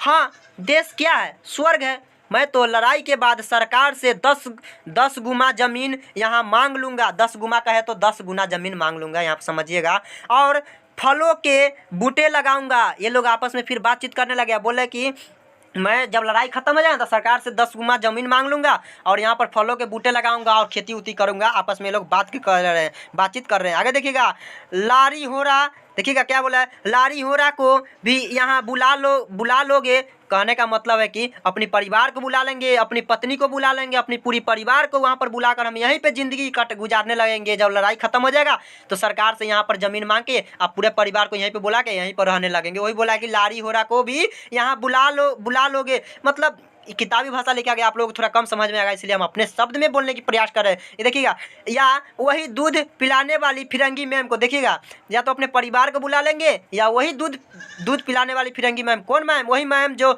7 दिन की छुट्टी लेकर गया था, तो मैम जो ये लोग को देखभाल कर रही थी, दूध दे रही थी, फल दे रही थी, और ये लोग लाख पैसा दे रहे थे, वो ये नहीं रही थी। बोल रहे ये लोग आपस में बात करें कि वही फिरंगी मैम को बुला लेंगे और वही फिरंगी मैम को यहाँ पर बुला कर रख लेंगे, हम लोग को सेवा करेगी। आगे देखिएगा, चुप कर, आपस में ये लोग बात करें, चुप कर, यहाँ वालों को शर्म नहीं, आपस में बातचीत करें, चुप कर, यहाँ वालों की तो शर्म ही नहीं है। आगे देखिएगा, देश की चाल है, आज तक मैं उसे समझा नहीं सका कि सिख तंबाकू नहीं पीते। ये कौन बोल रहा है? लहना सिंह बोल रहे हैं। कौन बोल रहा है? लहना सिंह बोल रहे हैं कि देश की चाल है, आज तक मैं उसे समझा नहीं सका कि सिख तंबाकू नहीं पीते। देखिए, सिख एक जात धर्म होता है और याद रखना है कि सिख जात जो होता है तंबाकू नहीं पीता है। तंबाकू आप लोग समझते हैं, सिगरेट जो होता है नशा करने वाला, गांजा उजा होता है, बस उसी को बोला जा रहा है कि फिरंगी मैम को पता नहीं कि हम लोग जो सिख लोग होते हैं वो तंबाकू नहीं पीते। ये लहना सिंह बोल रहे हैं, वह सिगरेट देने में हट रहती है, होठों में लगाना चाहती है और मैं पीछे हटता हूँ तो समझाती है कि राजा हो तुम, तो पीछे हटते तो वो बोलती है कि राजा बुरा मान गया, अब मेरे मुल्क को लिए नहीं लड़ेगा। चलिए इस बात को मैं समझाता हूँ, आप लोगों को समझ में ना आया होगा। मतलब लहना सिंह बोले कि जब मैं जाता हूँ फिरंगी मैम के यहाँ तो उसको पता नहीं है कि सिख तंबाकू नहीं पीते, और वो जो है हमको तंबाकू देने लगती है, और यहाँ तक कि वो हमको होठ में भी सटाने लगती है कि लीजिए ना राजा, पीजिए ना तंबाकू। और जब मैं नहीं पीता हूँ तो वो बोलती है कि राजा तो बुरा मान गया, अब राजा मेरे मुल्क को नहीं बचाएगा। और लहना सिंह बोला, कौन उस पागल को समझाए फिरंगी मैम को कि सिख जो है वो तंबाकू नहीं पीता है, इसलिए मैं तंबाकू नहीं पीता हूँ। और जब मैं नहीं पीता हूँ तो वो फिरंगी मैम को लगता है कि मैं अब इनके मुल्क को नहीं बचाऊँगा। वो बोलती है कि राजा बुरा मान गया। इस तरह से आपस में बातचीत करते हैं, उनके बातों को बताते हैं। याद रखिएगा सारे प्रश्न आपके बुक में होगा, सभी प्रश्न का जब उत्तर कराएंगे ना तो देखिएगा सबकी जरूरी पड़ेगा। ध्यान से सुनते चलिए, अपने शब्द में बताने के हम प्रयास कर रहे हैं, थोड़ा सा भी मिस नहीं करना है इसमें। अब देखिएगा फिर आगे क्या होता है, आगे पढ़ते हैं। अच्छा, अब बोधा सिंह कैसा है, देखिएगा ये बात कौन पूछता है, ये बात पूछता है जो लहना सिंह था, वही लहना सिंह पूछता है जो 25 साल का है, वही पूछता है कि बोधा सिंह कैसा है। किससे पूछता है? सूबेदार हजारा सिंह से पूछता है कि बोधा सिंह कैसा है। सूबेदार हजारा सिंह जवाब देते हैं अच्छा है, आपस में बातचीत करते हैं। अच्छा है, जैसे मैं जानता ही नहीं हूँ, जैसे मैं जानता ही नहीं हूँ, ये लहना सिंह बोलते हैं मैं नहीं जानता हूँ कि, वो बोल देते कि अच्छा, तो लहना सिंह बोलते मैं नहीं जानता हूँ कि रात भर तुम अपने दोनों कंबल उसे उठाते हो और आप सिगरी के सहारे गुजर करते हो। देखिएगा, सॉरी, थोड़ा सा इस बात को थोड़ा समझिएगा, थोड़ा सा बात यहाँ पे चेंज हो गया है। क्या है कि लहना सिंह तो पूछते हैं कि बोधा सिंह कैसा है, तो हजारा सिंह जवाब देते हैं कि अच्छा है, और हजारा सिंह ही फिर बोलते हैं, हजारा सिंह, लहना सिंह नहीं, हजारा सिंह, सूबेदार हजारा सिंह ही बोलते हैं। ये जो बोधा सिंह हजारा सिंह ना आपस में बाप बेटा का संबंध है, इस बात को याद रखिएगा, आपस में बाप बेटा का संबंध है बोधा सिंह और सूबेदार हजारा सिंह। वही सूबेदार हजारा सिंह बोलते हैं अच्छा, चालाक बन रहे हो, मैं नहीं जानता हूँ कि रात भर तुम जो हो ना, लहना सिंह से बोलते हैं हजारा सिंह, रात भर तुम अपने कंबल को उसके देह पर उठा देते हो, अपने जो है ठंडे के सहारे ठंडा में रहते हो, ठंडे में आग फूक फूक कर, क्या बोला, सिगरी के सहारे गुजर करते हो, मतलब लकड़ी जरा जरा अगर आग में गुजर करते हो। और अभी बोल रहे हो कि वह कैसा है, अरे वह तो ठीक ही होगा, तुम अपना ध्यान रखते नहीं हो। हजारा सिंह उसको समझाते हैं ऐसे। आगे देखिए, उसके पहरे पर आप पहरा दे आते हो। वह हजारा सिंह बोले लहना सिंह के, जब उसका बारी आता है पहरा देने का तो उसको पहरा नहीं देने देते हो, अपने जाके पहरा दे आते हो। हजारा सिंह लहना सिंह से बोल रहे हैं क्योंकि लहना सिंह को कुछ ना कुछ जानकारी, सॉरी, हजारा सिंह को कुछ ना कुछ जानकारी पता था कि लहना सिंह का कुछ ना कुछ यहाँ पर चक्कर, मतलब कुछ ना कुछ बातें तो है जो कि थोड़ा बहुत हजारा सिंह तो इस बात को डाउट करे। तो उन बातों को अभी मैं बीच में नहीं रखूँगा, उस बातों को मैं बाद में रखूँगा, बड़ी कहानी में मज़ा आने वाला है। अब क्या चक्कर था ये तो हम बाद में ही बताएंगे, अभी तो लड़ाई की फिलहाल बात चल रही है। देखिए, हजारा सिंह बोलते उसके पहरे पर अपने पहरे दे आते हो, अपने सूखे लकड़ी के तख्ते पर उसे सुलाते हो और आप कीचड़ में पड़े रहते हो। बोलते कि उसको सूखे लकड़ी के तख्ते पर सुलाते हो, तख्ता पर सुला देते हो, आपने पागल हो क्या, अपने कीचड़ में जाकर सूत रहते हो। हजारा सिंह, सूबेदार हजारा सिंह लहना सिंह को बोल रहे हैं कि अपने कीचड़ में सो जाते हो और बोधा सिंह को इतना ध्यान रखते हो कि अपना कंबल देते हो, जर्सी दे देते हो और उसको तख्ते पर सुलाते हो, और तुम कीचड़ में सोते हो। कहीं तुम ना मांदे पड़ जाना, कहने का मतलब कहीं तू बीमार ना पड़ जाना। जारा क्या है, मौत है, और निमोनिया से मरने वाले को यहाँ मुरब्बे नहीं मिला करते। अब इस बात को आपको समझ में नहीं आया होगा, हम समझाते हैं। हजारा सिंह समझाते समझाते लहना सिंह से बोल रहे हैं कि तुम जो इस तरह से कर रहे हो उसके काम के बदले अपने काम कर रहे हो, पहरा देना उसको तो तुम दे रहे हो, और जहाँ उसको जाकर जो काम करना चाहिए तुम कर रहे हो, पूरा अपना जर्सी उसको पहना रहे हो, उसको तख्ते पे सुला रहे हो, अपने कीचड़ में सो रहे हो। ऐसा ना हो कि कहीं तुम बीमार हो जाओ, ऐसा ना हो कहीं तुम मर जाओ यहीं पे, और यहाँ पे मरोगे ना तो यहाँ पर ज़मीन नहीं मिलेगा, क्योंकि युद्ध में यहाँ पर मरने वाले को ज़मीन नहीं मिला करते। क्या बोला, जारा क्या है, मौत है, और जारा में जो मरता है ना वहाँ पर उसको मुरब्बा नहीं मिलता है। कहने का मतलब जो वहाँ पर मरता है ना युद्ध में, मुरब्बा कहने का मतलब उसको वहाँ पर जगह नहीं मिलता है वहाँ पर रहने के लिए, वहाँ पर दफनाने के लिए। इसलिए अपना ख्याल रखा करो, उसका भी ख्याल रखते हो सही बात है, लेकिन अपना भी ख्याल रखो। हजारा सिंह इतना सारा बात उस लहना सिंह को समझा देते हैं। आगे देखिएगा, मेरा डर मत करो। कौन बोलता है, लहना सिंह बोलता है साहब मेरा डर मत करो, मैं तो बुलेल की खंडन के किनारे मरूंगा। लहना सिंह बोल रहे उसको, मैं तो बुलेल की खंडर के किनारे मरूंगा। भाई कीरत सिंह की गोद पर मेरा सिर होगा और मेरे हाथ लगाए हुए आंगन के आम के पेड़ की छाया होगी। चलिए अब यहाँ से समझते हैं हम लोग। ये जो है लहना सिंह अपने आंगन में एक आम की पेड़ लगाए हुए हैं और इनका इच्छा है कि तुम मेरे मौत की टेंशन ना करो, मैं ऐसे थोड़ी ना मरने वाला हूँ, मैं तो मरूंगा अपने आंगन में जाकर मरूंगा। अभी आंगन में जब कैसे मरूंगा, आम के पेड़ जहाँ पर लगाया हूँ ना वहीं पे आम के पेड़ के पास में जाकर मरूंगा, आम के छाया के पेड़ के छाया के नीचे मरूंगा। और इतना ही नहीं, मेरा जो सर है कीरत सिंह भैया के गोद में मेरा सर होगा। कीरत सिंह कौन है, लहना सिंह के, याद रखिएगा कौन है, पता क्या चला है, भाई है इन दोनों में। कीरत सिंह लहना सिंह में आपसी संबंध क्या है, भाई भाई का संबंध है। बोले कि मैं मरूंगा तो कीरत सिंह की गोद में मरूंगा और आम के छाया के नीचे मरूंगा, ऐसे थोड़ी ना मरूंगा। तो याद यहाँ पर क्या रखना है कि लहना सिंह जो है वह किसके गोद में मरना चाहता था, तो अपने भाई कीरत सिंह के गोद में। किसके गोद में, कि अपने भाई कीरत सिंह के गोद में जो है लहना सिंह मरना चाहता था। अरे कहाँ चला गया, थोड़ा आप लोग इसको छोड़कर मत जाइएगा, थोड़ा देर बने रहिए। वो जो है किसके गोद में मरना चाहता था, तो अपने भाई कीरत सिंह के गोद में मरना चाहता था। आगे देखिएगा, अब इससे आगे थोड़ा समझाने का प्रयास कर रहे हैं। कहाँ था तो मुझे दरबार, अरे यहाँ तो हम पढ़ा दिए हैं ना, यहाँ भी पढ़ा दिए। वीडियो को छोड़कर जाइएगा नहीं, थोड़ा सा और कहाँ पे, अरे यार बस थोड़ा देर आप लोग बने रहिए। मिल गया। उनका इच्छा है कि मैं अपने आंगन में जाकर मरूंगा, जहाँ पे आम का पेड़ लगाया हूँ, आम का पेड़ भी डबल हो चुका था, उसी आम के छाया के नीचे मरूंगा और मेरा सर अपने भाई कीरत सिंह की गोद में होगा। ये कौन चाह रहे हैं, लहना सिंह चाह रहे हैं। ऐसे मैं थोड़ी ना मरने वाला हूँ, ये हजारा सिंह से बोलते हैं। आगे देखिए, फिर देखिए क्या होता है। वजीरा सिंह ने त्योरी चढ़ा कर कहा, वजीरा सिंह, अब इसमें वही जो सूबेदार क्या था, एक और वजीरा सिंह, इसमें वजीरा सिंह देखिएगा। वजीरा सिंह क्या बोलता है कि त्योरी चढ़ाकर बोला, क्या मरने की लगाई हो। मरने की बात सुना तो उसको थोड़ा सा गुस्सा आ गया। यहाँ पर लड़ने आए कि मरने की बात कर रहे हैं, भाई दोनों को समझाते हैं।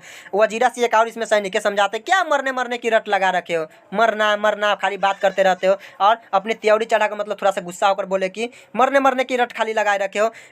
मरे जर्मन और तुर्क हम भाइयों, कुछ गाँव हैं, गाँव हाँ कैसे, चलिए इस बात को समझते हैं। वो समझा रहे वजीरा सिंह, मरे बात की रट मत लगाओ। मरे मेरे दुश्मन जो जर्मन है वो मरे, मैं क्यों मरूंगा।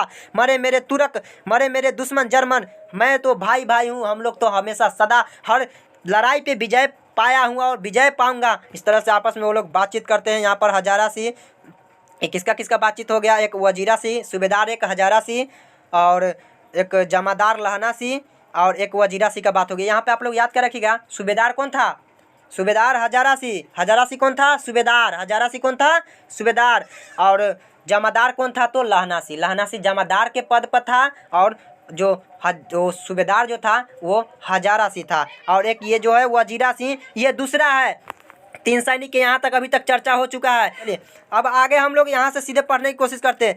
ऐ दिल्ली शहर से पेशावर को जाने वाली मंडी में लोगों का व्यापार कर लेना, अरे नाडे का सौदा भी कर लेना। ओए अब हमें क्या लिखा हुआ है, अब हमें खुद चखना है। ऐ मेरे वर्ण वाली कद्दू अत्यंत स्वादिष्ट पका है, अब हमें कद्दू चखना। ये लोग आपस में कुछ खान पीन के बातचीत करते हैं और ये इस तरह से कहानी का जो दूसरा भाग भी है यहीं पे कंप्लीट होता है।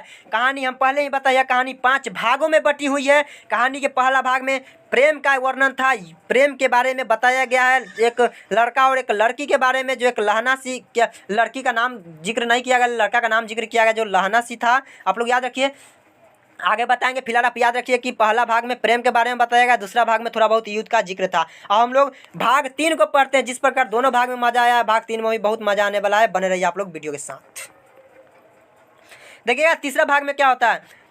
दोपहर रात है, रात गई है, दोपहर रात गई है, अंधेरा है, सन्नाटा हुआ है। बोधा सी खाली बिस्कुटों के 3 टीनों पर अपने दोनों कंबल बिछाकर लहना सिंह के 2 कंबल और एक वारान कोट ओढ़ कर सो रहा है। लहना सिंह पहरे पर खड़ा हुआ है, एक आंख खाई के ओर मुंह पर है और एक बोधा सिंह के दुबले शरीर पर है। बोधा सिंह का रहा। चलिए इस बात को हम समझाते हैं, आप लोगों को ऐसे ना समझ में आया होगा। क्या है कि वहाँ पर थोड़ी बहुत अब यहाँ पर लड़ाई की झलक आ गई है। और जो वो बोधा सिंह जो लड़ाई पे गया था ना, उसका थोड़ा सा तबीयत खराब था। बोधा सिंह कौन था, तो उसी सूबेदार का क्या था, सूबेदार हजारा सिंह का क्या था, ये बेटा था। उसका थोड़ा सा तबीयत खराब था। और ये जो है लहना सिंह था ना, जमादार लहना सिंह, ये सूबेदार हजारा सिंह के जो बेटा था बोधा सिंह, उसका बड़ा ख्याल रखा करता था। क्यों ख्याल रखा करता था, ये तो कहानी के एंड तक पढ़ने के बाद पता चल ही जाएगा, बस आप लोग बने रहिए। बड़ा ख्याल रखा करता था बोधा सिंह का और कुछ होने नहीं देता था। यहाँ तक ये सारे उसके दुख तकलीफ को अपने ऊपर ले लेता था, पर उसको कुछ नहीं होने देता था। और वो जो है इसका लहना सिंह का सारा कंबल बिछा कर वो उधर सो रहा है बोधा सिंह, और बिस्कुट भी खा रहा है सोया वहाँ पर। और देखिएगा एक आंख खाई की मुंह, और ये जो लहना सिंह है ना, ये पहरा दे रहा है, जाकर खा रहा है कि कहीं किधर से लड़ाई ना कहीं शुरू हो जाए। और एक आंख खाई की ओर दिया हुआ है कि कहीं उधर लड़ाई ना शुरू हो जाए, मेरा जो सैनिक वो मारा ना जाए, और एक आँख जो है बोधा सिंह पर दिया हुआ है, कहीं बोधा सिंह का तबीयत खराब है, कहीं इसको कुछ हो ना जाए, इस बात पे ध्यान दिया हुआ है। आगे देखिएगा अब फिर क्या होता है, क्यों बोधा भाई क्या है, पानी पिला दो। देखिएगा अब कुछ बातचीत होता है, लहना पूछता है क्यों बोधा भाई क्या है, अब बोधा बोलता है उसका तबीयत खराब था थोड़ा सा, बोला है पानी पिला दो। लहना ने एक कटोरा उसके मुंह से लगा कर पूछा, कहो कैसे हो। कटोरा में पानी ले गया, उसके मुंह से लगा दिया, बोला कहो कैसे हो। पानी पीकर बोधा बोला, कंपनी छूट रही है, रोम रोम में तार दौड़ रहे हैं, दांत बज रहे हैं। कहने का मतलब कि उसका जो तबीयत खराब था बहुत ज़्यादा बढ़ गया था, और तबीयत खराब होने के कारण आप लोग को भी जब तबीयत खराब होता थोड़ा बहुत कांपने लगता है, उसी प्रकार बोधा सिंह का थोड़ा बहुत ज़्यादा तबीयत खराब हो गया था, और ज़्यादा तबीयत खराब होने के कारण ये क्या था, कांपने लगा, और इसका जो है तबीयत धीरे धीरे बढ़ता ही जा रहा था। रोम रोम में तार दौड़ रहे थे, मतलब कि धीरे धीरे इसका जो शरीर था सुस्त पड़ गया था, और इसको जो सूझबूझ था सूझबूझ अपना खो ही बैठा था। ऐसा लग रहा था जैसा इसका मानसिक संतुलन जो है बिगड़ चुका है। इस प्रकार से बोधा सिंह का हालात हो गया था।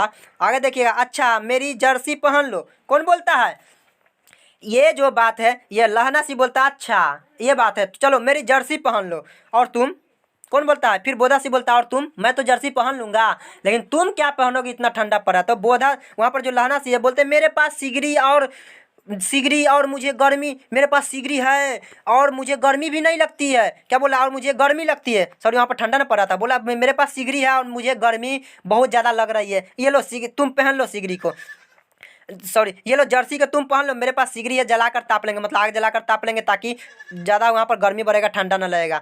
और पसीना आ रहा है, लहना सिंह बोला मेरे पास सिगरी भी है, मुझे गर्म बढ़ रहा है, पसीना आ रहा है, मेरे जर्सी को लो तुम पहन लो ताकि तुम्हें ठंडा ना लगे। देखिए कितना ख्याल रख रहा है बोधा सिंह को, क्या बात है कि ये बोधा सिंह का इतना ख्याल रख रहा है, जितना युद्ध पे ध्यान दिया हुआ है उससे कई गुना ज़्यादा बोधा सिंह का भी ख्याल रख रहा है। आखिर क्या बात है वो तो कहानी के एंड तक पता चल ही जाएगा। आगे देखिएगा फिर क्या होता है, उसका जर्सी उसको पहना देता है और ये बोल देता है कि मेरे पास सिगरी है, सिगरी जला लूँगा, मुझे गर्म लग रही है, पसीना आ रहा है। और फिर देखिएगा, ना मैं नहीं पहनता, 4 दिन से तुम मेरे लिए, देखिए बोधा सिंह बोलता है ना मैं नहीं पहनूंगा, 4 दिन से तुम मेरे लिए यही करते आ रहे हो, खुद इतने दुख कष्ट उठा रहे हो, दुख तकलीफ में हो, अब मेरे हमको सारा चीज़ जर्सी उर्सी सब दे रहे हो, खुद इतना दुख उठा रहे हो। बोधा सिंह बोलता है ना मैं ना पहनूंगा। ज़बरदस्ती जो है लहना सिंह बोधा सिंह को वह जर्सी पहना देता है। और फिर देखिएगा वह जब जर्सी को पहना देता है तो देखिएगा फिर क्या होता है, फिर हाँ याद आई, क्या बोलता है, कौन बोलता है, लहना सिंह बोलता है हाँ याद आ गया, अरे मेरे पास दूसरी जर्सी है, गरम जर्सी है मेरे पास। लहना सिंह बोलता है मैं हमको तो याद आ गया एक और दूसरा गरम जर्सी है, लो नहीं पहना लो, तू वो गरम जर्सी जाकर मैं पहन लूँगा, आज सवेरे ही आई है। लहना सिंह बोला सवेरे तो आई है, जाकर वो जर्सी को पहन लूँगा, ये बोला तुम पहन लो। बोधा सिंह क्या करता, वो पहन लिया, जिद्दी करने लगा। बोधा सिंह सोचा कि होगा तो कहीं दूसरा पहन लेगा। बोधा सिंह उस जर्सी को पहन लेता है। विलायत से मेमो बुन कर भेज रही है, गुरु उनका भला करे, ये यूँ कहकर लहना अपना कोट उतार कर जर्सी उतारने लगा। आगे देखिएगा, कोट उतार कर अपना जर्सी उतारने लगा।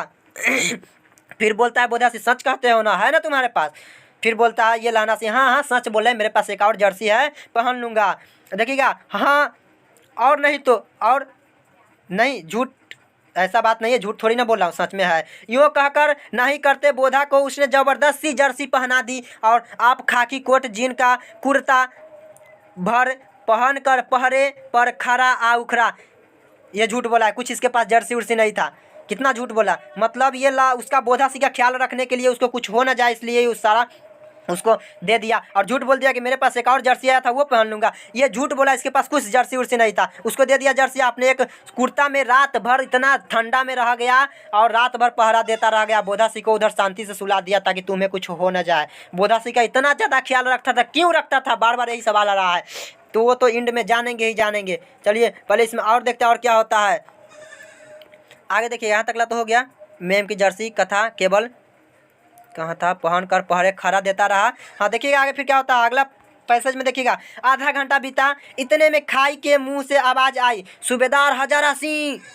इतने में खाई के मुंह से क्या हुआ, जहाँ से ये लोग खाई में बैठे हुए थे वहाँ से आवाज़ आया, सूबेदार हजारा सिंह। उधर से आवाज़ आया, आगे देखिएगा कौन, लपटन साहब। उधर से आवाज़ आता है कि सूबेदार हजारा सिंह। कौन बोलता है उधर से शायद देख रहे हैं, लहना सिंह शायद बोल रहा है कि सूबेदार हजारा सिंह। तो इधर से हजारा सिंह बोलते कौन, लपटन साहब हो। अच्छा ये लपटन साहब है, लपटन साहब, ये लहना सिंह ने बोला सूबेदार हजारा सिंह, तो सूबेदार हजारा सिंह बोलते कौन, लपटन साहब हो। हुकुम हुजूर हुकुम, ये बोल रहे हैं कि हुकुम कीजिए हुजूर, हुकुम तो आप कीजिए। तो देखिएगा फिर क्या होता है, कहकर सूबेदार तनकर फौजी सलाम करके सामने हुआ। एक बार जैसे फौजी एक बार सलाम करता है ऐसे, अभी तो हम फेस नहीं दिखा रहे, आप लोग समझ सकते हैं। एक बार फौजी की तरह सलाम किया, बंदूक उठाया, तनकर सामने खड़ा हो गया, क्योंकि इसको पता था अब युद्ध का कहरा जो है शुरू होने वाला, अब युद्ध शायद बहुत ही भयानक होने वाला है। एक फौजी की तरह बंदूक उठाया और लड़ने के लिए तैयार हो गया। आगे देखिएगा, सलाम करके क्या हुआ, सामने हुआ, देखो इसी दम धावा करना होगा। ये लोग बोल रहे कि इसी दम धावा करना होगा। मील भर की दूरी पर पूरब के कोने में एक जर्मन खाई, बोला है कि मील भर की दूरी में पूरब की कोने में एक जर्मन खाई है। आगे देखिएगा, फिर आगे क्या होता है, देखिएगा उसमें 50 से क्या है जियादह जर्मन नहीं है। इन पेड़ों के नीचे नीचे 2 खेत काट कर रास्ता है, 3-4 घुमाव है, जहाँ मोड़ है वहाँ 15 जवान खड़े कर आया हूँ।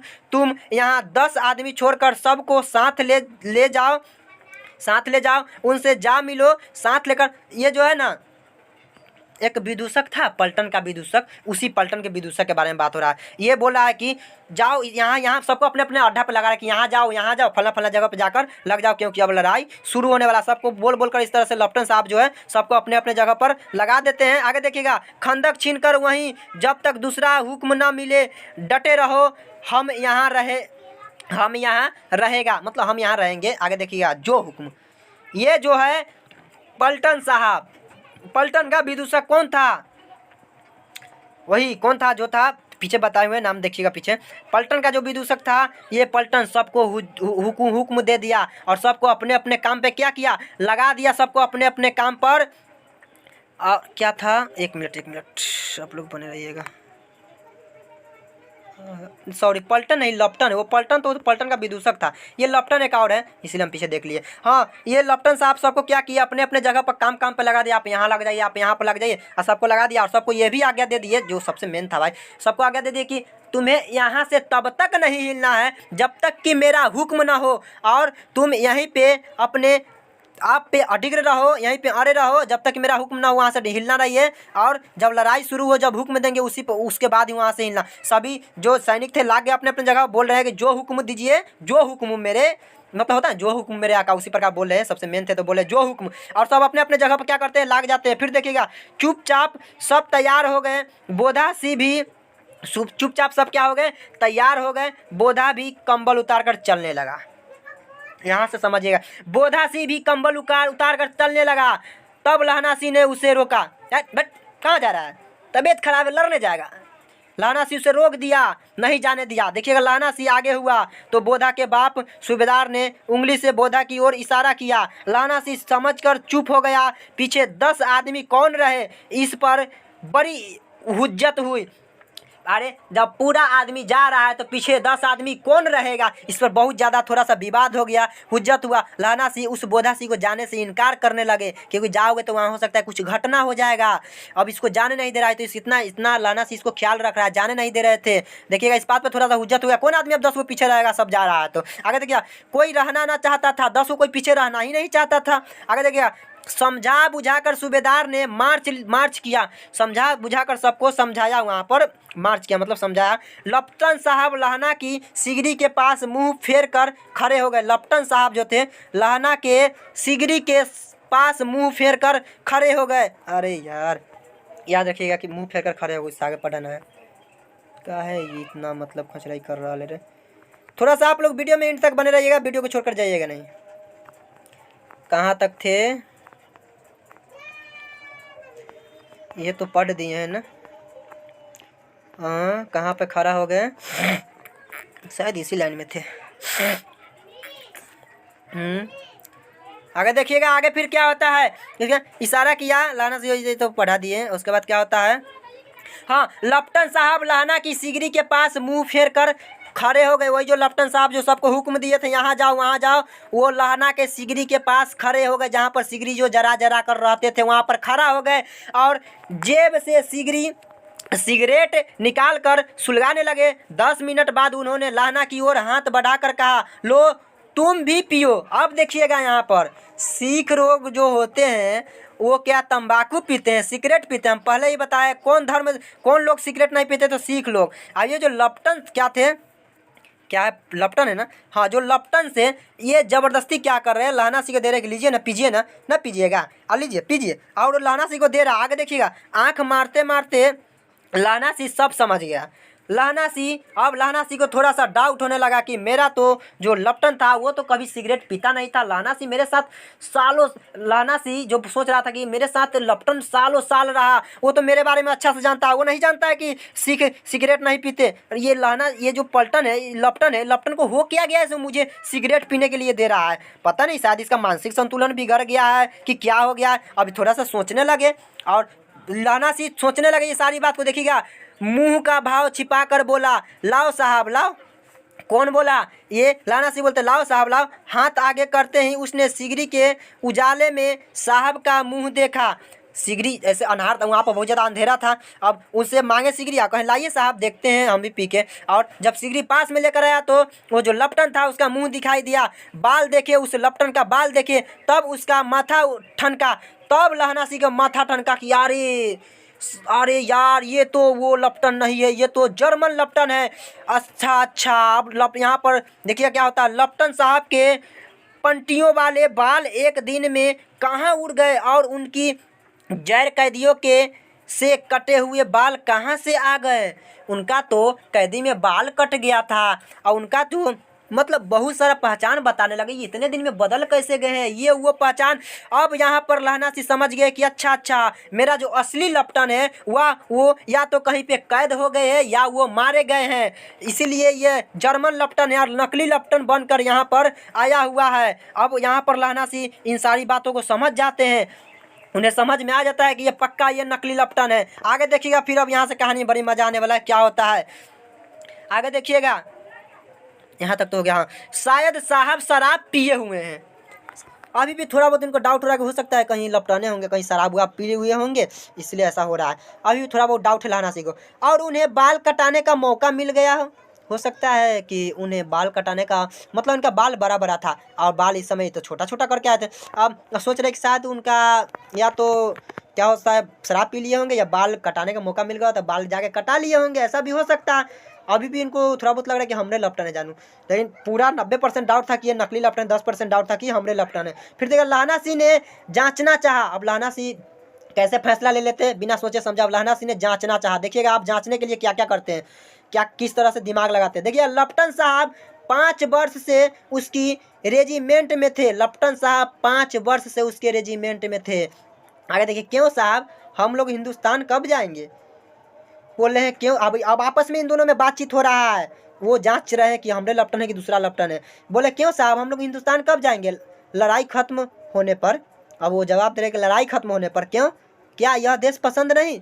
आपस में दोनों बात कर रहे, क्या यह देश पसंद नहीं? नहीं साहब, शिकार किए हुए मजे यहाँ कहाँ याद है। पर साल नकली लड़ाई के पीछे हम आप जगधरी के जिले में शिकार करने गए थे। हाँ, ये लहना सी बोला याद है, पारसाल के नकली लड़ाई के पीछे हम आप जगधरी के जिले में लड़ाई करने गए थे, याद है। अब उधर से वो लपटन बोलता है हाँ वही जब आप खोते पर सवार थे और आपका खानसामा अब्दुल्ला रास्ते के एक मंदिर में जल चढ़ाने को रह गया था, याद है। ये बोल रहा है। अब तो इन लहना सी को लगा कि अरे ये जो है मुस्लिम लोग जो है खानसामा अब्दुल्ला ये मंदिर में जाकर जल चढ़ाएगा। अब इनको और डाउट हो गया लहना सी को पक्का नकली लपटन है, और नकली लपटन को भेज पकड़कर नकली लपटन को भेज देकर नकली लपटन या असली लपटन को भेज देकर मेरे पास यहाँ पर आया हुआ है। अब यहाँ पर लहना सी पूरा शक कर लिए, डाउट हो गया इनको कि अब ये पक्का नकली है, असली का रूप धर यहाँ पर आया हुआ है। आगे देखिएगा फिर क्या होता है। बेशक पाजी कहीं का ये पकड़ने की कोशिश कर रहे हैं, बात करके पकड़ने की कोशिश कर रहे हैं कि हमारा लपटन की दूसरा लपटन है। इनको डाउट होने लगा कि ये नकली लपटन है। देखिए बेशक पाजी कहीं का सामने से वह नीलगाय निकली कि ऐसी बड़ी मैंने कभी नहीं देखी थी। सामने से जो नीलगाय निकला ऐसी बड़ी मैंने कभी नहीं देखी थी। और आपकी एक गोली कंधे में लगी और पुट्ठे में निकली। ऐसे अफसर के साथ शिकार खेलने में मजा है। क्यों साहब, शिमले में तैयार होकर उस नीलगाय का सिर आ गया था ना, आपने आपने कहा था कि रेजिमेंट की मैस में लगाएंगे। अब देखिएगा यहाँ पर इस तरह से ऐसे ऐसे बात कर रहे हैं ये जो लहना सी और ये जो लपटन थे कि वैसा बात इतना दिन तक, अब जाहिर सी बात है जो 1 साल 2 साल तक जोड़े रहेगा उसके साथ जो दूसरा आदमी जाएगा उसका रूप बदल कर बात व्यवहार से नहीं पकड़ाएगा, पकड़ा ही जाएगा। उसी प्रकार लहना सी पकड़ने की कोशिश किए, इस तरह से बातचीत किए और वो लपटन पकड़ा गया। इनको समझ में आ गया लहना सी को कि ये पक्का नकली लपटन है, असली लपटन के भेज धके यहाँ पर आया हुआ है और इनको पूरा पूरा डाउट हो गया। आगे देखिएगा फिर क्या होता है। हाँ, पर मैंने वह विलायत भेज दिया। थोड़ा सा और बात होता है, ऐसे बड़े बड़े सिंह 2-2 फुट के 2 होंगे, 2-2 फुट के 2 होंगे। वो बोल रहे हैं वो लपटनमा जो नकली आयल है। हाँ लहना सी 2 फुट 4 नहीं लहना सी बोले 2-2 फुट के तो होंगे। अब ये जो है लपटनमा जो आयल नकली वो बोल रहा है कि हाँ लहना सी 2 फुट 4 इंच के 4 इंच के थे, 2 फुट 4 इंच के थे। तुमने सिगरेट नहीं पिया। ये फिर से सिगरेट की बात कर रहा है। मतलब ऐसे ऐसे बातों में लहना सी उसे फंसा रहे कि पकड़ा जाए कि असली है कि नकली, और धीरे धीरे पकड़ा भी जाता है। देखिएगा फिर से वो नकली बोल रहा है कि सिगरेट नहीं पिया, सिगरेट पिएगा। अब इसको और भेजा गर्म हुआ, समझ गया कि पक्का नकली है। देखिए पीता हूँ, ये फिर बोलते लहना सी हाँ पीता हूँ। ये लहना सी नहीं चाहते थे कि हम इसको बोल दे कि आपको हम पहचाने, क्योंकि पता चल जाता तो लड़ाई वहीं पे शुरू हो जाता, या लहना सी मारे जाते या वो मारे जाते। अकेला अकेला थे, लहना सी के पास कुछ औजार था नहीं उस समय, तो लहना सी थोड़ा सा बुद्धि लगाए। देखिएगा क्या क्या बुद्धि लगाया, क्या क्या दिमाग लगाया लहना सी के यहाँ पर। देखिएगा क्या कैसे किस तरह से इंटेलिजेंट वाला दिमाग लगाते हैं। देखिएगा हाँ लहना सी नहीं पीता हूँ साहब, ये बोलते पीता हूँ साहब, दिया सलाई ले आता हूँ। लहना सी बोलते पीता ना हूँ साहब, दिया सलाई लेकर आता हूँ, उसके बाद पियेंगे। कहकर लहना सी खंदक में घुसा। अब उसे संदेह नहीं रहा था और उसने झटपट निश्चय कर लिया कि क्या करना चाहिए। लहना सी को संपूर्ण डाउट हो गया था, पक्का नकली लपटन है, असली लपटन के भेज धके यहाँ पर आया हुआ है। पूरी तरह से पहचान लिए और झटपट वो सोचने लगे कि अब यहाँ पर हम क्या करें कि इसको यहाँ पर पराजित कर सके, इसको यहाँ पर हरा सके। अब देखिएगा लहना सी क्या करते हैं। यहाँ पर अंधेरे में किसी सोने वाले से वह टकराया। अरे यार क्या हुआ कि वह लहना सी अंधेरे में सोने वाले किसी एक सैनिक से टकराया। इनके ही सैनिक था, जिस सैनिक से टकराए ना इनके ही सैनिक था। अब क्या हुआ, जब वो उस सैनिक से टकराए तो फिर देखिएगा सैनिक से टकराने के बाद क्या होता है। अरे कहाँ तक थे, अंधेरे में एक सैनिक से क्या हुआ कि अब संदेह नहीं नीचे रहा। अंधेरे में वो एक सैनिक से टकराया। जब वो सैनिक से टकराया ना तो जिस सैनिक से टकराया वो सैनिक बोलता है कौन नहीं जब वो ये लहना सी गए, ये तो सोचने लगा अब क्या करना चाहिए, अब तो कयामत आ गया है ना भाई, अभी आ गया जर्मन तो यहाँ पर हमला होगा। अब लहना सी हड़बड़ा गए और सोचने लगे अब क्या करें। ये फटाक से गए सभी वहाँ पर सैनिक को उठाने, तो एक जो है ना वजीरा सिंह नाम का एक व्यक्ति था, वो उठकर पानी पीने जा रहा था। अंधेरा था, अंधेरा में देखे ना हड़बड़ा कर गए लहना सी, उनसे जाकर टकरा गए। जैसे ही लहना सी जाकर उनसे टकराए, उससे लपटन साहब से जब वजीरा सिंह से टकराए तो फिर लहना सी बोलते कौन, वजीरा सिंह। लहना सी बोलते वजीरा सिंह हो। देखिए वजीरा सिंह क्या जवाब देते हैं यहाँ से। वजीरा सिंह बोलते हाँ क्यों लहना, वजीरा सिंह बोलते हाँ क्यों लहना, फिर बोलते वजीरा सिंह क्यों लहना। अब लहना सिंह घबराए थे, बोले क्या कयामत आ गई है, कयामत, अरे उठो उठो होश में आओ, कयामत आ गया यहाँ पर। तो वो बोलते क्या हुआ है, ऐसा भी बात क्या है बताओ ना। तो लहना सिंह बोलते जरा तो आँख लगने दी होती, वो बोलता है जरा तो आँख लगने दी होती, वो क्या बोलता है, कौन था, हाँ वजीरा सिंह बोलता है जरा तो आँख लगने दी होती, थोड़ा सा आँख लगा नहीं कि उठाने चला यहाँ पर, ये अंगिये में पानी पीने जा रहा था, बोला जा रहा था आँख तो लगने देती। देखिएगा आपस में इसे बातचीत करते हैं और लहना सिंह उसको उठाने की कोशिश करता है, उठो उठो कयामत आ गया है, कयामत, और इस तरह से उसको उठाते हैं। देखिएगा होश में आओ, होश में, ये लहना सिंह बोल रहे हैं अपने सैनिकों को, होश में आओ, कयामत आ गया है, कयामत आई है और लपटन साहब की वर्दी में पहन कर आई है। बोले कयामत आया, वो कयामत ऐसे नहीं, वो लपटन साहब की वर्दी में आया है। तब यहाँ से जो सैनिक लोग थे, वो वजीरा जो था बोला क्या, चौंक गया। तब लहना सिंह बोलते, तब देखिएगा क्या होता है, लपटन साहब या तो मारे गए हैं, लहना सिंह बोले लपटन साहब या तो मारे गए हैं या कैद हो गए हैं उनकी वर्दी पहनकर, या कोई जर्मन आया है या तो कोई जर्मन आया है। सूबेदार ने इसका मुंह नहीं देखा, सूबेदार ने इसका मुंह नहीं देखा, मैंने देखा और बीते बीते की है, मैंने देखा है बातों की है, सॉरी मैंने देखा है और बातों के, मैंने मतलब ये कह रहे हैं कि सूबेदार ने उनका मुंह नहीं देखा, सूबेदार वहाँ पर लड़ने चल गए और हुक्म दे दिए लेफ्टिनेंट साहब को अंदर आने के लिए, मुंह देखना चाहिए तब ना आने देना चाहिए। वो पहले भी भेज दिया गया था और वो आकर नकली जो लेफ्टिनेंट जी आए थे सबको अलग अलग भेज दिए थे ना, छितरा दिए थे ना अलग अलग, ताकि यहाँ में लड़ने में आसानी हो, कम रहेगा। तो क्या हुआ, तो वही बोल रहे लहना सिंह, सूबेदार को मुंह देखना चाहिए नकली लेफ्टिनेंट को, तब अंदर आने देना चाहिए। बिना मुंह देखे हुए नकली लेफ्टिनेंट को अंदर आने दिया है, अंदर आ गया है। तो ये लहना सिंह बोल रहे हैं कि हम तो उसका मुंह भी देखे, उससे बात भी किए, नकली लेफ्टिनेंट है।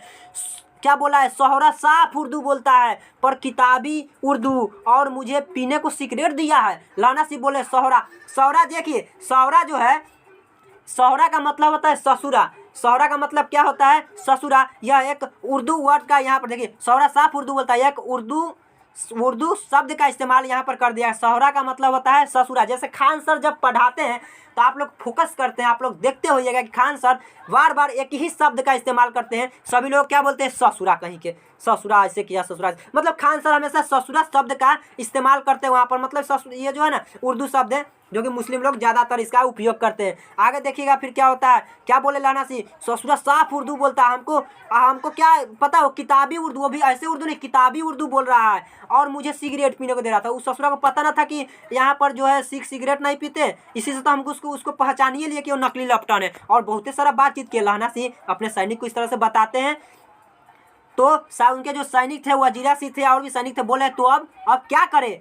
तो लहना सिंह बोल, देखिएगा क्या बोले, अब मारे गए, अब बोले अब मारे गए, धोखा है, सूबेदार कीचड़ में चक्कर काटते फिरेंगे और यहाँ खाई पर धावा होगा। लहना सिंह बोल रहे हैं सूबेदार वहाँ कीचड़ में चक्कर काटते फिरेंगे, वो अब सबको इधर उधर छितरा दिया है, वो चक्कर काटते फिरेंगे और हम लोग मारे गए हैं, धोखा हुआ है हम लोगों का साथ, और क्या उस चक्कर काटते फिरेंगे और यहाँ खाई पर धावा होगा, यहाँ लड़ाई होगा, अब हम लोग सैनिक कम पड़ रहे हैं। देखिएगा लहना सिंह क्या बोल रहे हैं, बोले उधर उन पर खुले में धावा होगा, उठो एक काम करो, लेफ्टिनेंट के पैरों के निशान देखते देखते दौड़ जाओ। जो लेफ्टिनेंट जो गए थे, लेफ्टिनेंट असली लेफ्टिनेंट जो गए थे उधर, क्या बोले, उसी असली लेफ्टिनेंट के पैर का निशान देखो और देखो कि मेरा जो असली लेफ्टिनेंट है वो कहाँ तक गया। लहना सिंह इन लोगों को बोलते जल्दी जाओ, देखो मेरा असली लेफ्टिनेंट कहाँ तक गया, कहाँ तक कैदी करके ले गया, क्या हुआ, मार दिए कि बचा हुआ है, और अभी बहुत दूर ना गए होंगे। लहना सिंह बोले अभी बहुत दूर ना गए होंगे वो लेकर, अभी तो वो आस पास में ही कहीं पर होंगे, जाओ देखो जल्दी से ना मेरा वो जो असली लेफ्टिनेंट है वो कहाँ तक लग गया है। सूबेदार से कहो कि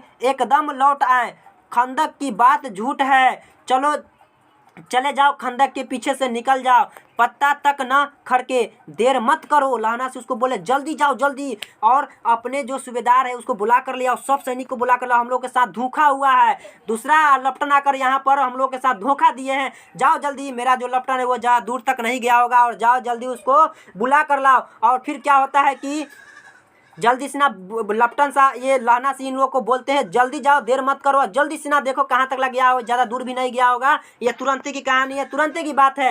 वो कहते क्या, हुक्म तो यह है कि यहीं, अब देखिएगा वह जो वजीरा था वो बोला कि हुक्म तो मिले कम से कम, जो बड़ा पद पे है, सही बात है, कहीं जो बड़ा पद का हुक्म मिलेगा तब ना कुछ करेंगे, वो बोले हुक्म तो मिले कि यहीं।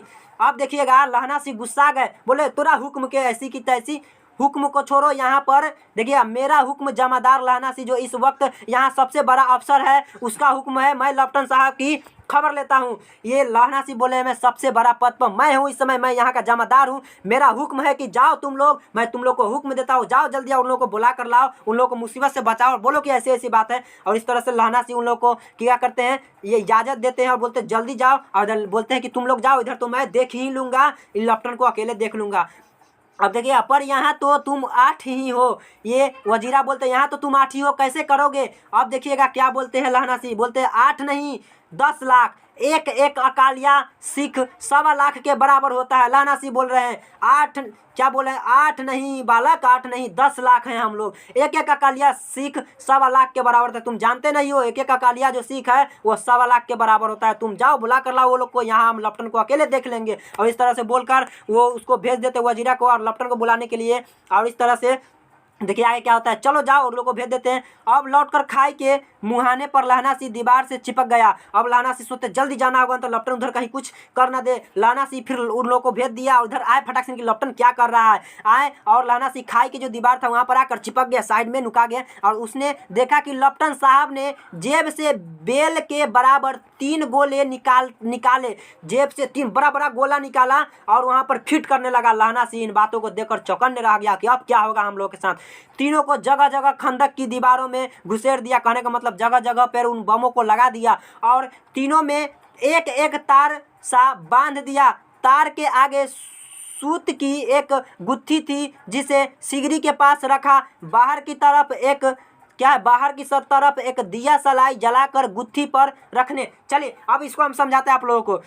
वो जो नकली लपटनमा था बड़ा बड़ा 3 गो बम 3 जगह सेट कर दिया और एक उसमें से जो जलाने वाला होता है ना, बम में जो सुतनी होता है जलाने वाला, उसको बाहर निकाला, दिया सलाई उठाया और सलाई जला उठाकर जैसा ही उसमें लगाने ही वाला था, अगर लगा देता ना तो क्या होता पता है, वहाँ पर सब मरे जाते, वहाँ पर पूरा सब ब्लास्ट हो जाता। लगाने ही वाला था कि क्या हुआ कि लहना सिंह देखिएगा क्या करते यहाँ पर चलाकी, बिजली की तरह दोनों हाथों में उल्टी बंदूक को उठाकर लहना सिंह ने साहब की कुहनी पर तान कर दे मारा। अब लहना सिंह यहाँ से गए और उठाए बंदूक, जानते हैं जो बड़ा बड़ा जो बंदूक चलाया जाता है, उठाए और जिस तरह से गोली चलाया जाता है उस तरफ से पकड़े और जो पीछे से जो तख्ता लगा रहता है उस तरह से मारे उनके कुहनी पर, जो कहना होता है ना कन्ना, उस पर मारे धके दबा के और मार के उसको गिरा दिए धके लहना सिंह। और वो आग नहीं लगा पाया, अगर लग जाता आग तो बहुत बड़ा वहाँ पर क्या होता, हमला हो जाता, मतलब सब मारे जाते। और लहना सिंह चालाकी किया, उनको मारे दबा के एक के बार कहानी पाधा के गिरा दिए नकली लपटन को। आगे से देखिएगा, धमाके के साथ साहब के हाथ से दिया सलाई गिर पड़ी। अब उसको जब जैसा ही लगा इस कहानी पे तो हाथ से दिया सलाई क्या हुआ, गिर गया।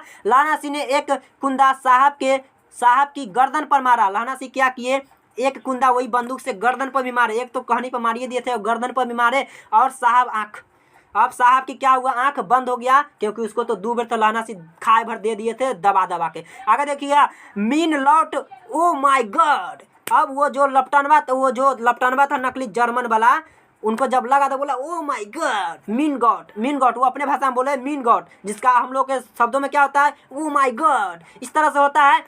अब बोलकर क्या कहते हुए चित हो गए, लगा था बमका के लहना सिंह मारे था, इस तरह से ओ माय गॉड कह के और वो क्या हुए, बेहोश हो गए, वहीं पर गिर गए। लहना सिंह ने तीनों गोलों बीनकर खंदक के बाहर फेंके और साहब को घसीट कर सिगरी के पास लिटाया। जेबों की तलाशी ली, 3-4 लिफाफे और एक डायरी निकालकर उन्हें अपनी जेब के हवाले किया। चलिए समझिए, लहना सिंह क्या किए, उस फटाक सिन्हा उस बम को उठाए और बम को लेकर बाहर फेंके। नहीं तो बम नहीं फेंकते तो पता नहीं विस्फोट होता तो क्या क्या हो जाता। लहना सिंह हाल सिन्हा उस तीनों बम को उठाकर बाहर फेंके, बाहर से आए और इस जो नकली लपटनमा था उसका जेब का तलाशी लिए, जेब में खोजे तो क्या हुआ कि 3-4 लिफाफे, 3-4 और बड़ा बड़ा बम निकला और एक डायरी निकला और जो बम निकला डायरी निकला उसको लहना सिंह क्या किया, अपने जेब के हवाले किया, अपने जेब में रख लिए उन बम को और उन डायरी को। आगे देखिएगा, साहब की मूर्छा हटी। अब साहब की देखिए, लहना सिंह क्या किए थे कि उनका एक साइड पैकेट चेक कर लिए थे, एक साइड का बम निकाल लिए थे, कि डायरी निकाल लिया था, एक साइड गलती क्या किए लहना सिंह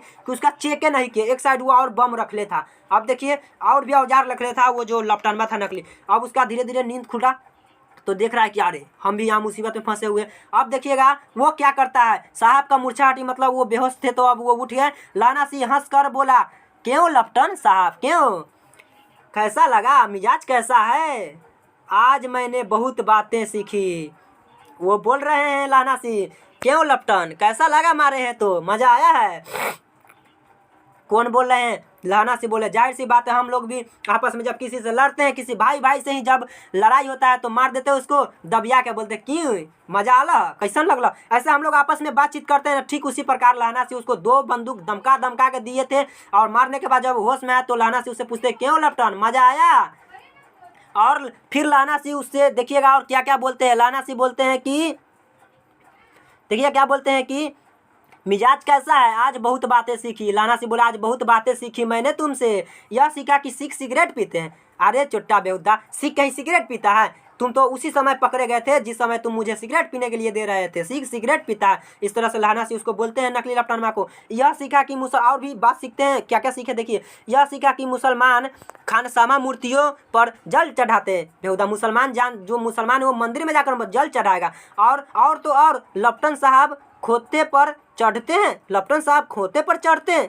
पर यह तो कहो ऐसी साफ उर्दू कहाँ से सीखा है। वो बोलते हैं, कौन बोलते हैं, लहना सी बोलते हैं उस नकली लपटनमा को, ये तो बात की बात है, ये तो बताओ इतनी साफ उर्दू कहाँ से सीखा है। उसी समय तुम पकड़े गए थे। मेरे जो असली लपटन था उसको तो कुछ इतना वो बेमतलब के तो 2 शब्द भी नहीं बोलते थे, तुम इतना बोलते गए, उसी समय तुम पकड़े गए थे। इस तरह से लहना सी उस नकली लपटनमा को समझाते हैं और समझाते फिर देखिएगा आगे क्या होता है। हमारे लपटन साहब तो बिना डैम के 5 लफ्ज भी नहीं बोला करते थे। उसी बात वही बात हुआ कि बिना मतलब के, बिना डैम मतलब बिना मतलब के, बिना वजह के वो 5 लफ्ज भी, 5 शब्द भी, 5 लफ्ज भी, 5 वाक्य भी वो बोला नहीं करते थे। और तुम तो बक बक बोल रहे थे, उसी टाइम तुम पकड़े गए थे। इस तरह से लाना से उसको समझाते हैं और बताते कि तुम किस समय कैसे पकड़े गए थे। आगे देखिएगा फिर आगे क्या होता है।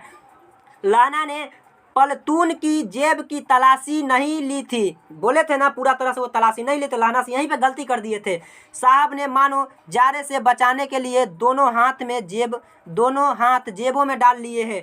लाना सी जारे से बचाने के लिए दोनों हाथ को जेबों में हीरो की तरह डाल लिए और कैसे हाल चाल पूछ रहे, कैसा हाल है, ऐसे वैसे बातचीत कर रहे हैं। अब ये जो पलतून का एक और जेब था, ये जेब में और भी औजार रखे हुए थे। देखिएगा अब ये क्या करता है नकली लपटनमा। लाना सी कहता गया, चालाक तो बड़े हो, मर मांझे का लाना इतने बरस लपटन साहब के साथ रहा, उसे चकमा देने के लिए 4 आंखें चाहिए। 3 महीने हुए, एक तुर्की मौलवी मेरे गांव में आया था। आगे देखिए क्या बोले, ये लपटन साहब के लाना से उसको समझा रहे हैं कि इस मांझे के तुम लाना को हरा दोगे, इतना आसान नहीं है बुआ मांझे की लाना को हरा देना। मतलब ये लाना जो था ये मांझे का था, मांझे का गांव का नाम है, वहीं का था। बोले कि मुझे हराना इतना आसान नहीं है, मुझे हराने चले हो।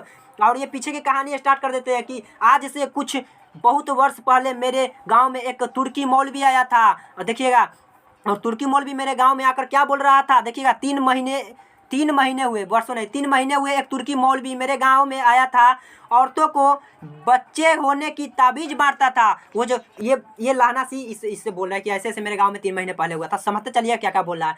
और बच्चों को दवाई देता था, मतलब औरतों को तबीज बांट रहा था कि जिसको बच्चे ना हो रहा है ले लो तबीज ले लो, बच्चा होगा। एक तुर्की मौलवी मतलब ठग मौलवी आया था और तबीज बांट रहा था और बच्चों को बोला था दवाई ले लो। और देखिएगा वेद पढ़ कर उसमें विमान चलाना की विद्या जान गए। और बच्चों को क्या बोलते थे, सॉरी यहाँ पे छूट गया, देखिएगा चौधरी के बर के नीचे मंजा बिछाकर हुक्का पीता रहता था। वो जो नकली मौलवी अबाजाल था, चौधरी के पेड़ के नीचे मंजा बिछाकर हुक्का पीता रहता था। मतलब एक जगह पर बिछा लेता था कुछ चटाई उटाई और हुक्का पीता रहता था। हुक्का आप लोग समझते हैं, हुक्का पीता रहता था। और कहता था जर्मनी वाले बड़े पंडित है, वे वेद पढ़कर उसमें विमान चलाने की विद्या आ गए हैं, गौ को नहीं मारते, हिंदुस्तान में आ जाएंगे तो गौ हत्या बंद कर देंगे। इस तरह से जो नकली मौलवी था ना, वो मेरे गांव में आकर बोल रहा था। ये बात जो है ना लाना से उसको बोल रहे हैं, वो नकली लपटनमा को समझा रहे हैं।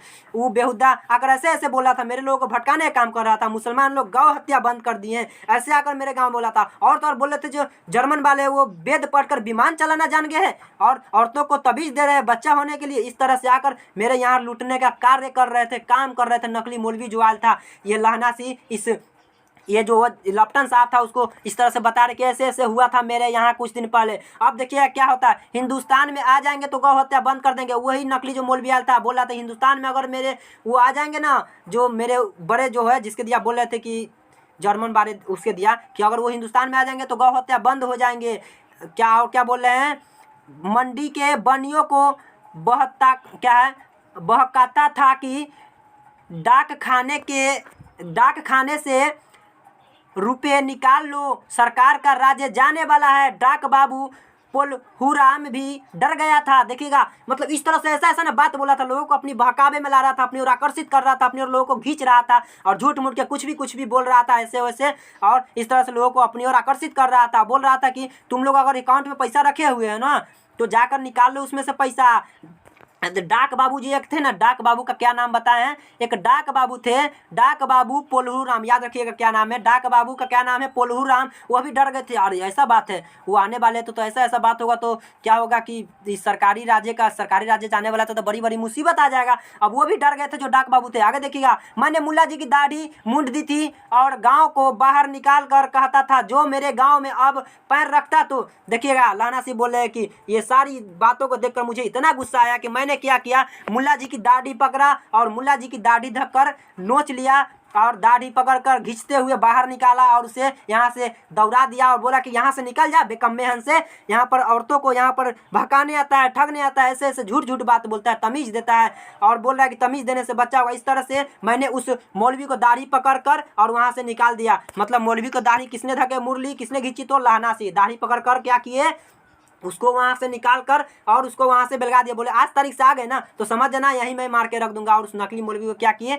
बेलगा दिए। ये पीछे की कुछ घटना बताते हैं लहना सी उस लपटन से कि ऐसे ऐसे हुआ था। उसी समय से हम सावधान हो गए थे और तुम मुझे उल्लू बनाने चले थे। ये कौन बोल रहे हैं? तो ये लहना सी बोल रहे हैं, उस लपटन को समझाने की कोशिश कर रहे हैं। आगे देखिएगा, साहब की जेब में से पिस्तौल चला और लहना की जांघ में गोली लगी। आप देखिए, हम बोले थे ना लहना सी सही से उसका तलाशी नहीं लिया था, थोड़ा बहुत छोड़ दिया था। अब क्या किया, जो नकली लपटनवा था निकाला पिस्तौल और लहना सी के जांघ पर धके चला के मार दिया एक गोली ठाए सीना। और इधर देखिए, इधर लहना सी की हेनरी मार्टिनी के 2 फायरों ने साहब की कपाल क्रिया कर दी। जैसा ही लहना सी को एक गोली लगा, अब लहना सी के कुछ सैनिक आए और नकली लपटनमा को 2 ठाए ठाए गोली मारा और दोनों लपटनमा को क्या किया, वहाँ पर मार दिया और दोनों लपटन क्या हुआ, वहाँ पर मर गए। इधर लहना सी को एक गोली लगा के देखिएगा, धड़का क्या है, धड़का सुनकर सब दौड़ आए। देखिएगा, जाहिर सी बात है, जब हल्ला होगा गोली चलेगा तो सब लोग तो वहाँ पर इकट्ठा होंगे। तो जब हल्ला सुना, गोली की आवाज़ सुनी तो सब लोग वहाँ पर दौड़ कर आए। बोधा चिल्ला कर आया और बोला क्या क्या है। बोधा जो था चिल्ला कर आया। लहना सी क्या किए, उस बोधा को बुलाया। अरे अरे कोई बात नहीं है। लहना ने उसे तो यह कहकर सुला दिया कि एक हड़का हुआ कुत्ता आया था। मतलब हड़का हुआ कहते हैं पागल कुत्ता आया था, अब मैंने क्या किया, मैंने उससे गोली मारकर बेलगा दिया यहाँ से। कोई बात नहीं है, जाओ तुम सूत रहो। क्योंकि ये नहीं चाहता था लहना सिंह कि बोधा सिंह को किसी भी तरह का कोई दुख तकलीफ हो और इसे इस युद्ध के बारे में पता चले और इसे किसी भी तरह का कोई समस्या हो, क्योंकि इसका तबीयत भी खराब था। अगर ये पता चलता ये सारी बात तो क्या होता, बोधा सिंह वहाँ पर बेहोश हो जाता इस सारी बातों को सुनकर। इसलिए लहना सिंह उन सारी बातों को उसको बताते नहीं है और बोलते हैं पागल कुत्ता आया था, मैंने उसे मारकर बेलगा दिया। कोई बात नहीं, जाओ जाओ। और बोधा सिंह को इस तरह से बोलकर बोधा सिंह को वहाँ से भेज देते हैं। आगे देखिएगा, और औरों से सब हाल कह दिया, सिर्फ बोधा सिंह से नहीं कहा। बोधा सिंह को कहकर झूठ मूठ को बोल दिया कि पागल कुत्ता आया था, मार दिए, कोई बात नहीं, जाओ। और बोधा सिंह चल गया तो लहना सिंह जो थे इन सारी बातों को और सैनिकों से कह दिया, केवल बोधा के अलावा। सब बंदूकें लेकर तैयार हो गए, जितने भी लहना सिंह के सैनिक थे सब बंदूक लेकर तैयार हो गए। लहना ने साफा फाड़ कर घाव की दोनों तरफ पट्टियां कसकर बांधी। जहाँ पर उनको गोली लगा था एक कपड़ा फाड़े और दोनों तरफ क्या किए, पट्टी लेकर बांध दिए कस कस के, ताकि खून न बहे, घाव ज़्यादा जो उससे आगे बढ़े नहीं। हालांकि इसको इलाज करवाना चाहिए, लेकिन उस समय युद्ध का समय था, इलाज नहीं करवाया, पट्टी बांध लिया। आगे देखिएगा, घाव मांस में थी, पट्टियों के कसने से लहू निकलना बंद हो गया। घाव मतलब मांस में लग गया था, जब पट्टी बांध लिए ना तो लहू मतलब खून, जो खून है ना निकलना बंद हो गया। आगे देखिएगा, उतने में 70 जर्मन चिल्लाकर खाई में घुस पड़े। जर्मन जो था, लड़ाई यहाँ से बड़ी भयंकर शुरू होता है। 70 जर्मन, कितने जर्मन याद रखना है, एग्जाम में पूछा जा सकता है, कितने जर्मन, 70 जर्मन चिल्लाकर खाई में घुस पड़े। सिखों की बंदूकों की बाढ़ ने पहले धाबे क्या है, पहले धाबे मतलब कि क्या करा, रोका, दूसरे को रोका, मतलब पहले को रोका, दूसरे को रोका। पर यहाँ थे 8, कितने को रोकता, यहाँ जो थे ये लोग लहना सिंह के जो सैनिक थे, 1 को रोका, 2 को रोका, पर कितने को रोकता, ये तो 8 ही था ना, और वो 70 आया एक बार। ये 8 और वो 70, कितना देखिए कितना अंतर होता है। पर फिर भी कोई बात नहीं, देखिएगा लड़ाई कैसे होता है। पर यहाँ थे 8, लहना सिंह तक कर मार रहा था। लहना सिंह वो तो ऐसे भी बहुत बड़का बहादुर थे, तक कर मार रहा था। वह खड़ा था और देखिएगा थोड़ा सा उधर छूट रहा है, कुछ ले हुए थे और वे मतलब बंदूक लिए हुए थे और वे 70 अपने मुर्दा भाइयों के शरीर पर चढ़ कर जर्मन के आगे घुसा के जर्मन के घर में घुसा कर क्या किए, और उसको दौड़ा कर क्या किए, उसको मारे। थोड़े से क्या हुए, थोड़े से यहाँ पे कुछ लिखा हुआ है, थोड़ा सा मिट रहा है, चलिए उसको भी देख ही लेते, कैला बचल रहेगा। पेज नंबर कितना है, 26, देख ही लेते हैं। थोड़ा सा वहाँ पे कुछ कट गया है, आप लोग वीडियो को छोड़कर जाइएगा नहीं, थोड़ा सा वीडियो पे बने रहिए, हम देख लेते हैं क्या हुआ कि हाँ, क्या लिखा हुआ है, थोड़े से 26 ना है पेज नंबर, अरे भारी घाव लगा, थोड़े से भारी, अरे यहाँ पे कुछ लिखा हुआ है यार, 26 के पहला दूसरा तीसरा, पहला दूसरा तीसरा क्या हुआ? हाँ चलिए अब मिल गया। थोड़े से मिनटों में हुए, क्या हुआ समझिएगा, थोड़े से मिनटों में हुआ, थोड़ा देर लड़ाई हुआ, थोड़े से मिनट में कितने कितने के लाशों को वहाँ पर क्या किए, लानासी गिरा दिए। और वो 70 था या 8 ही थे, फिर भी लड़ाई चला, एकदम दमदार ज़बरदस्त लड़ाई हुआ। आगे देखिएगा, अचानक आवाज़ आई, वाह गुरुजी फतह, वाह गुरुजी फतह, वाह गुरुजी का खालसा। और धराधर बंदूक क्या हुआ, और धराधर वहाँ पर बंदूकों की गोली जो है, बंदूकों की गोली जो है फायर जर्मनों की पीठ पर पड़ने लगी। उतना ही में जो इसके जो लानासी के जो सैनिक थे आए और एक बार बंदूक उठाए और जितने भी जर्मन थे सब पर फायर फायर मतलब फट फट ठाटा सब पे गोली चला और कितने जर्मनों को उस समय मार गिराए। आगे देखिएगा, फिर एन मौके पर जर्मन 2 चक्की के पाटों के बीच में आ गए। पीछे से सूबेदार हजारासी के जवान आ गए। क्या है, सूबेदार हजारासी के जवान आग बरसाते थे और सामने लहनासी के साथियों के संगीन चल रहे थे। पास आने पर पीछे वालों ने भी संगीन पिरोना शुरू कर दिया। चलिए इसको समझाते हैं हम। क्या हुआ कि वहाँ पर लड़ाई छिड़ गई, मतलब लड़ाई बहुत ज़्यादा भयंकर होने लगा। और जो लानासी के जो इसके सैनिक था, ये सारे सैनिक जर्मनों को 70 जर्मनों को घेर लिया और भागेगा तो भागेगा किधर 70 जर्मन, और चारों तरफ से ये अपना सैनिक से घेर लिए। आगे देखिएगा, फिर लड़ाई कितना ज़बरदस्त होता है।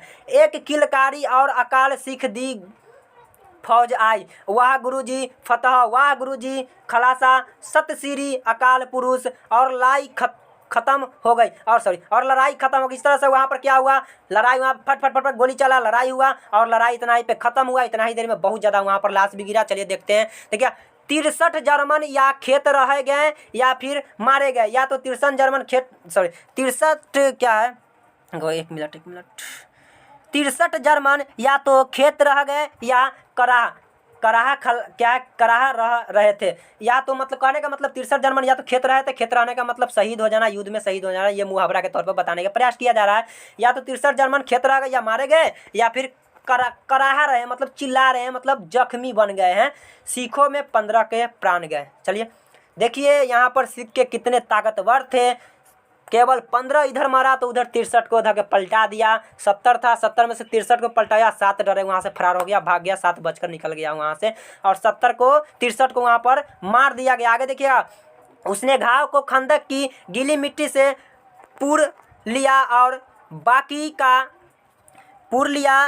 बाकी का सफा की पसली में एक गोली लगी। देखिएगा, एक मिनट सॉरी, और बाकी का सफा का कसकर कमरकंद की तरह लपेट लिया। किसी को खबर न हुई कि लहना के दूसरा घाव भारी घाव है। देखिए लहना से एक और गोली लगा लहनासी को, ऐसा नहीं कि गोली नहीं लगा, एक और लहनासी को गोली लगा और बहुत ही भयंकर लगा। लहनासी ने इस बार किसी को मालूम नहीं दे रहा, उस बार तो केवल बोधा को नहीं मालूम होने दिया था, इस बार लहना ने किसी को मालूम नहीं होने दिया। फिर से एक कपड़ा निकाला और फिर से उस पर बांध लिया, और फिर देखिएगा आगे फिर से लड़ाई चलता ही रहा। लड़ाई के समय चांद निकल आया था, ऐसा चांद जिसके प्रकाश से संस्कृत कवियों का ऐसा प्रकाश जिसके संस्कृत से कवियों की दिया हुआ छई नाम सार्थक होता है। और हवा ऐसी चल रही थी जैसे वान भट्ट की, जैसे वान भट्ट की भाषा चलिए इसको थोड़ा सा नज़दीक कर लेते हैं। जैसे वान भट्ट की भाषा दत्बिनो पदेशाचार्य कहलाती है। देखिए इस कुछ मुहावरे के तौर पर इसको बतलाने की प्रयास किए, ऐसे वहाँ पर लड़ाई खत्म हुआ, इस तरह से वहाँ पर हवा चलने लगी। आगे देखिएगा, वजीरा सिंह कह रहा था कि कैसे मन भर फ्रांस की भूमि मेरे बूटों से चिपक रही थी जब मैं दौड़ा सूबेदार के पीछे आया था। सूबेदार लहनासी से सारा हाल सुनकर कागजात पाकर उसकी तुरंत बुद्धि को सराह रहे थे और कह रहे थे कि तू ना होता तो आज हम सब मारे जाते। कौन वैसे बोल रहा है देखिएगा, फिर से समझिएगा। सूबेदार जो लहनासी था, क्योंकि लहनासी पहले ही गलती कर चुका था, लहनासी के गलती जो सूबेदार हजारासी थे क्या था, और सूबेदार हजारासी इसी के गलती की वजह से नकली लपटानमा आया था, लड़ाई इतना बढ़ा।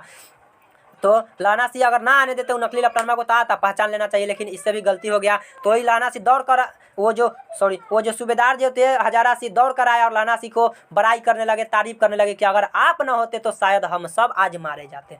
देखिए इतना बात कौन बोल रहे हैं, वो बोल रहे हैं सूबेदार हजारा सिंह लहना सिंह से बोल रहे हैं कि आज तू न होता तो शायद हम सब मारे जाते, लेकिन धन्य है कि आपने इतने चालाकी से इस युद्ध को जीत लिया। आगे देखिए फिर क्या होता है। इस लड़ाई की आज 3 मील दाहिनी ओर की खाई वालों ने सुन ली थी, 3 और दाहिनी वाले खाई वालों ने सुन ली थी। उन्होंने पीछे से टेलीफोन कर दिया था, मतलब बहुत दूर दूर तक आवाज़ गया इस लड़ाई का। जब बंदूक चला तो वह क्या किया, दूरी का आदमी सुना, हुआ फटाक से ना क्या किया, टेलीफोन कर दिया। वहाँ से झटपट से डॉक्टर और 2 विमान ढोने की गाड़ियाँ चली, जो कोई 1.5 पट्टी बांध कर एक गाड़ी में घायल लिटाए गए और दूसरी में लाशों रखी गई। चलिए इस बात को मैं समझाता हूँ। फटाक से ना कोई आदमी कॉल कर दिया, डॉक्टर आया, विमान का है तो गाड़ी आया जिस पे एम्बुलेंस में ले जाया जाता है। कुछ लोगों को, मरे लोगों को अलग गाड़ी में, और जो मतलब जो घायल हुए थे उनको अलग गाड़ी में रखा गया।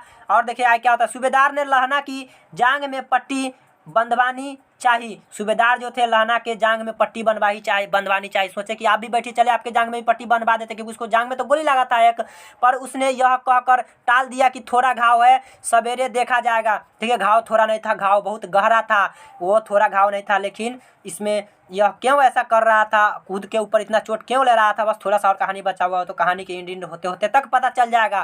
घाव बहुत गहरा था, लेकिन वो बात को कहकर टाल दिया कि जाइए, थोड़ा सा घाव है, कुछ नहीं होगा, आप लोग चले जाइए। और बात को कहकर टाल देता है, बोलता है कि मैं सवेरे यहाँ से चला जाऊँगा। देखिएगा बोधा सिंह ज्वर में बर्रा रहा था। इधर बोधा सिंह का जो तबीयत खराब था बहुत ज़्यादा हो गया धीरे धीरे, और ज्वर कहे तो बुखार होता है, बुखार में ज़्यादा बहुत ज़्यादा बर्रा रहा था। मतलब अटर पटर जब होता है, इंसान को तबीयत खराब होता है तो उस समय कुछ भी बोलने लगता है और कुछ भी याद आने लगता है। उस समय वही हुआ कि कुछ भी बोलते जा रहा था। इनका मानसिक संतुलन धीरे धीरे बिगड़ गया था बोधा सिंह का, और ये जो है उस समय कुछ भी बोलते जा रहा था, ज्वर में बुखार में बर्रा रहा था। वह गाड़ी में लिटाया गया। लहना को छोड़कर सूबेदार जाते नहीं थे। जो सूबेदार हजारा सिंह था वो लहना को छोड़कर नहीं जाना चाहता था, क्योंकि लहना सिंह सूबेदार हजारा सिंह से बहुत ज़्यादा प्यार करता था। सूबेदार हजारा सिंह जमादार लहना सिंह से बहुत ज़्यादा प्यार करता था। आपस में दोनों का एक दूसरे का लगाव था, दोनों एक दूसरे को दोस्त से भी बढ़कर, भाई से भी बढ़कर मानते थे। इसीलिए जो वह सूबेदार हजारा सिंह था वह लहना सिंह को छोड़कर नहीं जाना चाहता था। फिर देखिए क्या होता है। यह देखकर लहना ने कहा, तुम्हें बोधा की कसम और तुम्हें सूबेदारनी की सौगंध, जो इस गाड़ी में न चले जाओ। देखिए ये जाने के लिए तैयार नहीं था, वो कोशिश कर रहे थे कि कैसा भी चले, लेकिन ये क्या किए, लहना सिंह नहीं गए और कसम धरा देते कि तुम्हें अपने बेटा जो बोधा है उस बोधा की कसम, और तुम्हारी जो एक पत्नी है सूबेदारनी, उस सूबेदारनी की सौगंध का मतलब होता है कसम, उन दोनों की कसम है कि तुम यहाँ से चले जाओ, और इस तरह से कसम धरा देते हैं। तो फिर वो बोलते हैं, वो सूबेदार बोलते हैं कि और तुम, तो देखिए क्या बोलते हैं, मेरे लिए वहाँ पहुँचकर गाड़ी भेज देना। क्या, मेरे लिए वहाँ पहुँचकर गाड़ी भेज देना। आगे देखिए क्या होता है। और जर्मन मुर्दों के लिए भी तो गाड़ियाँ आती होंगी, जो जर्मन मरे थे उसके लिए भी तो कुछ गाड़ियाँ आती होंगी ना।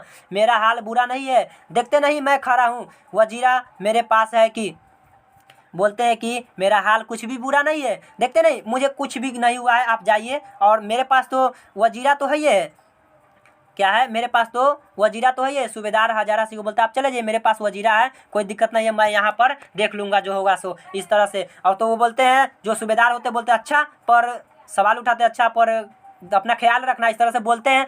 तो फिर देखिएगा बोधा गाड़ी पर लेट गया भला, बोधा गाड़ी पर लेट गया भला, आप भी चढ़ जाओ। बोधा बोलता है आप भी चढ़ जाओ। उस किसे बोलते हैं, उस लहना को बोलते हैं, सुनिए तो सूबेदारनी होबा को चिट्ठी लिखे तो मेरा माथा टेकना लिख देना। ये लहना सिंह बोलते हैं कि सूबेदारनी अगर मेरे लिए अगर चिट्ठी लिखे, अब देखिएगा यहीं से कहानी स्टार्ट होता है। जो स्टोरी शुरू हुआ था लव स्टोरी, वो यहीं पे कहानी का एंड होगा। ये बोलते हैं लहना सिंह कि अगर सूबेदारनी मेरे लिए अगर चिट्ठी लिखे, अगर मेरे लिए वह कुछ बात पूछे, कुछ अगर मेरे दिया पूछे कि वह कैसे है, किस हाल में है, किस हालात में है, तो उनको मेरा चिट्ठी लिख देना और बोल देना कि जो उसने मुझसे कहा था वह मैंने उनके बातों को कर दिया और उनके बातों को पूरी तरह से निभाया। अब यहाँ से कहानी को मैं पूरी तरह समझाने की कोशिश करूँगा, और मेरे बारे में ज़्यादा विशेष पूछे तो बोल देना कि मेरा माथा टेकना लिख देना, मतलब कि मेरा उनका प्रणाम हो, इस तरह से, मतलब मेरा माथा टेकना लिख देना और मेरा चिट्ठी उनको दे देना। आगे देखिएगा, वह मैंने कर, उसके बाद क्या बोलते हैं वो लहना सिंह, और जब घर जाओ तो कह देना कि मुझसे जो उसने कहा था वह मैंने कर दिया। यहीं पे कहानी आपको समझना है यह कि उसने कहा था, कहानी का शीर्षक क्यों रखा गया, क्योंकि यह जो सूबेदारनी थी, जो सूबेदार के पत्नी थी, और ये जो बोधा था, बोधा जो है इस ये सूबेदार का बेटा है और जो ये सूबेदार है और सूबेदारनी आपस में पति पत्नी है। और ये जो लहना सी और सूबेदार है ये दोनों आपस में दोस्त है। और ये वही लहना है, ये वही सूबेदारनी है जो आपस में एक चौक के दुकान पर मिले थे। पहला नज़र जब दोनों का मिला था वहीं पर जब लव स्टोरी शुरू हुआ था, आपस में जब दोनों बिछड़ गए थे। और यह वही है, वहीं से यह कहानी शुरू होती है। और जब लहना सी जब आ रहे थे युद्ध में लड़ने के लिए, तो उस समय क्या हुआ कि वो आते आते एक जो ये सूबेदार है इसको पहचानते थे। सूबेदार बोला अगर युद्ध पे जा ही रहे तो मेरे घर के पास से आइएगा और हम सभी एक साथ चलेंगे, क्योंकि मेरा बेटा भी है, आप भी हैं और हम भी हैं, मेरे घर के पास से आना। जब लहना सी उसके घर के पास से जाते हैं तो सूबेदारनी देख लेती है और सूबेदारनी देखकर अपने पति से बोलती है कि जाइए उनको भेजिए क्योंकि मैंने उसे पहचान लिया है। अब यहाँ पर सूबेदार आता है और बोलता है कि क्या बोलता है, चलिए इस पाठ को पढ़ाऊंगा तो बोलूँगा, पहले ही बता दूंगा तो स्टोरी ही खराब हो जाएगा। देखिएगा क्या होता है। गाड़ी चल पड़ी थी, सूबेदार ने चढ़ते चढ़ते लहना का हाथ पकड़ कर कहा। सूबेदार चढ़ते चढ़ते लहना का हाथ पकड़ कर कहा, उसी लहना सी का, तूने मेरे और बोधा के प्राण बचाए हैं, लिखना कैसा, साथ ही चल घर चलेंगे और सूबेदारनी को तू ही कह देना उसने क्या कहा था। यहीं पे आपका कहानी समझने वाला है। वो तैयार ही नहीं होते हैं। सूबेदार बोलते हैं कि अरे तुमने तो मेरा भी जान बचाया है, मेरे बेटा को भी जान बचाया, मतलब ये जो बोधा इसका बेटा था और जो ये सूबेदार थे, तुमने मेरे दोनों का जान बचाया है। चलो तू खुद ही चलो इस गाड़ी में बैठ जाओ, सूबेदारनी को तू खुद ही कह देना कि सूबेदारनी ने क्या कहा था और तूने क्या किया है, चलो खुद ही बैठ जाओ। लेकिन फिर भी ये जो है लहना सी जाने के लिए तैयार नहीं होता है। फिर देखिए क्या होता है। अब आप गाड़ी पर चढ़ जाओ, मैंने जो कहा वह लिख देना और कह भी देना। लहना सी बोलते अब गाड़ी पर चढ़ जाओ, ज़्यादा बकवास मत करो, और मैंने जो कहा वो सूबेदारनी से कह देना और मेरा चिट्ठी भी लिख देना कि मेरा माथा टेकना उनके सामने है। इस तरह से बोलते हैं लहना सी। आगे देखिए, गाड़ी के जाते ही लहना लेट गया, क्योंकि लहना को बहुत ज़्यादा काफ़ी चोट लगा था। सबसे ज़्यादा अगर किसी का चोट लगा था तो वो लहना सी को ही लगा था। फिर देखिए क्या होता है, वजीरा पानी पिला दे और मेरा कमरकंद खोल दे, तर हो रहा है मतलब वो बोले कि वजीरा मुझे पानी पिला, मुझे बहुत ज़्यादा दर्द हो रहा है, मुझे कमरकंद खोल दे, जो बांधे हुए थे बोले उसके खोल दे, बहुत ज़्यादा मुझे दर्द हो रहा है। और इस तरह से वो बोलकर वहाँ पर बेहोश हो जाते हैं लहना सी, क्योंकि उसको बहुत ज़्यादा चोट लगा हुआ था। इस प्रकार कहानी का 4 भाग यहाँ से कंप्लीट होता है। आपका जो कहानी का 5वां भाग है, कहानी का 5वां भाग यहाँ से शुरू होता है और 5वां भाग भी बड़ा इंटरेस्टिंग है, जो कि लव स्टोरी की तरह एक बनाया गया है। देखते हैं यह कितना डबल है। बस ज़्यादा डबल नहीं, कुछ ही देर में यह भी कहानी कंप्लीट हो जाएगी। आप लोग बने रहिएगा वीडियो के एंड तक। चलिए कहानी की 5वां भाग शुरू करते हैं। देखिएगा क्या होता है। फिर यह कहानी स्टोरी की तरह स्टार्ट होता है। देखिए, मृत्यु के कुछ समय पहले यह स्मृति बहुत साफ हो जाती है और जन्म भर की घटनाएं एक एक करके सामने आने लगती है। सारे दृश्यों के रंग साफ होते हैं, समय की धुंधला बिल्कुल उन पर से हट जाती है। ये एक मुहावरा के तौर पर, एक भावार्थ के तौर पर है। इसको हम आपको समझाएंगे, आपको समझ में नहीं आया होगा तो चलिए समझाते हैं इस बातों को, आप लोग समझने की प्रयास कीजिए। क्या बोल रहे हैं, मृत्यु के कुछ समय स्मृति बहुत साफ हो जाती है, जन्म भर की घटनाएं सामने आने लगती है और सारे दृश्यों का रंग साफ हो जाता है, समय की धुंधला उन पर से बिल्कुल हट जाती है। चलिए इस बातों को मैं आप लोगों को समझाने की प्रयास करता हूँ। क्या होता है कि जब किसी भी व्यक्ति का जब मृत्यु होने वाला रहता है तो उसको जितने भी जीवन भर की घटनाएं होता है, जितने भी उसके साथ जो भी घटनाएं घटित हुआ रहता है, अच्छा घटना हो बुरा घटना हो, सारी बात उसके सामने आने लगता है। जो भी गलती किया रहता है सारी घटनाएं उनके सामने एक एक करके आने लगती है और उन पर जो समय की जो धुंधला होता है वह बिल्कुल ही हट जाती है। सारे दृश्यों का रंग जो है साफ हो जाता है, मन एकदम शुद्ध हो जाता है, स्वच्छ हो जाता है। देखिए, कोई व्यक्ति जब मरने वाला होता है तो बड़ी प्यार से बात करने लगता है, ऐसा बात करने लगता है कि सामने वाला का भी दिल पिघल जाता है, रोने पे मजबूर कर देता है। ठीक इसी प्रकार यहाँ पे लहना सी के लिए यह सारी बात कही गई है। आगे देखिए, समय की धुंधला उन पर से बिल्कुल हट जाती है, वह बिल्कुल भी बुरे बातों को सोचना बंद कर देता है और बिल्कुल भी एक शुद्ध बात करने लगते हैं और गलत बातों को दिमाग से निकाल देते हैं। इस प्रकार से इस भावार्थ का मतलब होगा। जब प्रश्न उत्तर कराएंगे उस समय भी हम प्रश्न उत्तर कराएंगे और समझाएंगे भी। चलिए इससे आगे समझते हैं। लहना सी 12 वर्ष का है। अब ये तो शुरू में ही पता होना चाहिए आप लोगों को, लेकिन शुरू में नहीं बताया क्योंकि कहानी का स्टोरी ही बिगड़ जाता है, इसलिए नहीं बताया। देखिएगा, लहना सी 12 वर्ष का है। कौन लहना सी? वही लहना सी जो लहना सी वहाँ पे अमृतसर पे वहाँ पे चौक पे गया था अपने मामा के लिए दही लाने, सर धोने के लिए। एक लड़की वहाँ पे आती है और उस लड़का को भेटाता है, आपस में दोनों एक नज़र से नज़र देखता है और वहाँ से स्टोरी स्टार्ट होता है। वही लहना सी की यहाँ पर चर्चा हो रहा है। जो लहना की उम्र क्या था उस समय, ये पीछे की बात बताया जा रहा है। उस समय उम्र क्या था तो 12 वर्ष था। और देखिएगा, अमृतसर में मामा के यहाँ आया हुआ है, दही वाले के यहाँ, सब्जी वाले के यहाँ पर हर कहीं पर उसे 8 वर्ष की लड़की मिल जाती है। 8 वर्ष की वही लड़की है जो बार बार उसे मिलती थी, जिससे लड़का पूछता था कि तेरी कुर्माई होगी, लड़की धत कहकर भाग जाती थी। उसी लड़की की चर्चा हो रहा है और ये वही लड़का है जिसको लहनासी कहकर संबोधित किया गया। इसकी उम्र क्या है? तो इसकी उम्र 8 वर्ष है। याद रखना है, बहुत ज़्यादा इंपॉर्टेंट है ऑब्जेक्टिव के लिए। लड़की की उम्र क्या है?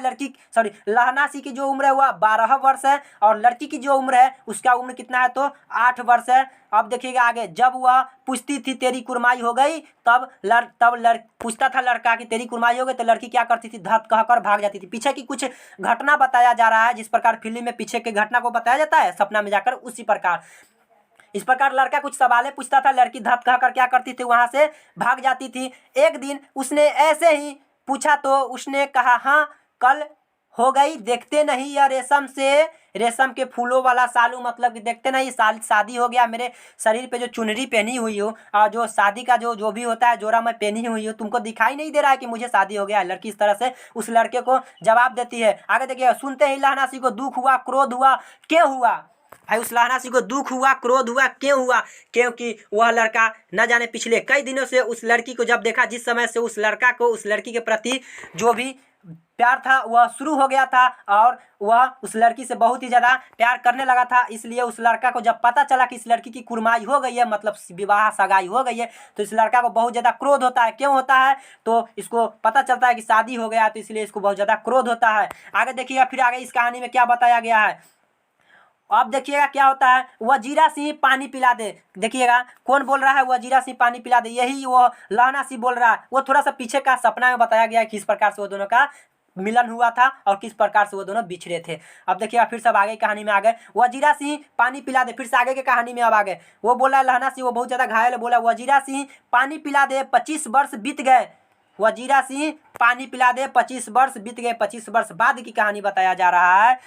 अब लहना सिंह नंबर 77 राइफल्स में जमादार हो गया है। उस 8 वर्ष की कन्या का ध्यान ही न रहता, न मालूम वह कभी मिली थी या नहीं मिली थी। अब वह जो लहना सिंह था वह जमादार बन चुका था, वह बड़ा पद पर जा चुका था, ऊंचा पद पर जा चुका था। उसे पीछे का एक भी घटना याद नहीं था कि वह किस लड़की से मिला था, कब मिला था, कहाँ पे मिला था, उसके साथ क्या क्या बातें हुई थी, कुछ भी याद नहीं रहता है। वह लड़का सब भूल जाता है क्योंकि 25 वर्ष बीत चुकी होती है और वह एक जमादार के पद पर जा चुका होता है और वह लड़का सब कुछ भूल चुका होता है, उसके साथ क्या क्या बीता रहता है। आगे देखिए फिर क्या होता है, न मालूम वह कभी मिली थी या नहीं मिली थी, लड़का कुछ याद नहीं रहता। 7 दिन की छुट्टी लेकर जमीन के मुकदमे की पैरवी करने वह अपने घर आया। वही लहना सिंह 7 दिन की छुट्टी पर जमीन की पैरवी के लिए अपने घर पर आया था, जमीन की पैरवी कराना था। वहाँ रेजिमेंट के अफसर की चिट्ठी मिली कि फौज लाम पर जाती है। फौरन लाम है कि लाभ है, थोड़ा सा न दिखाई दे रहा है, पड़ जाती है, फौरन चले जाओ। साथ ही सूबेदार हजारा सिंह की चिट्ठी मिली कि मैं बोधा सिंह भी लाम पर जाते हैं। क्या है इसमें, कौन कौन जाने वाले थे? बोधा सिंह जाने वाला था, सूबेदार हजारा सिंह जाने वाला था, जमादार लहना सिंह जाने वाला था। याद रखिएगा लहना सिंह किस पद पर था? जमादार के पद पर। और सूबेदार कौन था? तो हजारा सिंह था, बोधा सिंह इसका बेटा था। याद रखना है आप लोगों को। सूबेदारनी इसकी सूबेदार की पत्नी थी और वो जो इसकी मम्मी थी, ये बोधा की मम्मी थी। आपस में ये दोनों पति पत्नी का रिश्ता था, इतना आप लोगों को याद रखना है। आगे देखिएगा फिर क्या होता है, कहाँ तक बता दिए हुए हैं। फौरन चले जाए, साथ ही सूबेदारनी, अच्छा सब जाने वाला रहता है लड़ाई पर। लौटते समय हमारे घर होते जाना, साथ चलेंगे। ये जो बोधा सिंह, ये जो सूबेदार हजारा सिंह था, ये किससे बोलते हैं? लहना सिंह से बोलते हैं कि जब तुम जाना ना लड़ाई पर तो ठीक है मेरे घर के पास से ही होते जाना, ताकि हम भी चलेंगे और बोधा सिंह भी चलेगा, तीनों आदमी एक साथ चलेंगे। वही बात जो हम पीछे थोड़ा सा बताए थे, अब यहाँ पर विस्तार से बताएंगे, समझते चलिएगा। फिर क्या होता है कि बोलते हैं कि तीनों आदमी एक ही साथ चलेंगे, तीनों आदमी को तो वहीं पर जाना है। आगे देखिएगा फिर क्या होता है, सूबेदार का जो गांव था वह रास्ते में पड़ता था और सूबेदार उसे बहुत चाहता था और लहना सिंह सूबेदार के यहाँ पहुँचा। लहना सिंह जो था वह सूबेदार के यहाँ पहुँचा। यहाँ तक लहना सिंह को पता नहीं था कि जो मेरी प्रेमिका थी उसकी विवाह मेरे ही दोस्त, अपने ही दोस्त हजारा सिंह, सूबेदार हजारा सिंह से हुआ। यहाँ तक भी लहना सिंह को पता नहीं था। देखिएगा अब पता होगा जब लहना सिंह उसके पास पहुँचेंगे तब। देखिएगा फिर क्या होता है, लहना सिंह सूबेदार के घर पर जाते हैं दोनों को बुलाने के लिए। जब चलने लगे तब सूबेदार बड़े में से बेरे में से निकल कर आया, बोला लहना सूबेदारनी तुमको जानती है, बुलाती है, जा मिल आ। वो जो सूबेदार था वो लहना सी से बोलता है कि सूबेदारनी तुमको जानती है, जाओ वो बुला रही है, उससे मिल कर आओ, कुछ बातें कर कर आओ।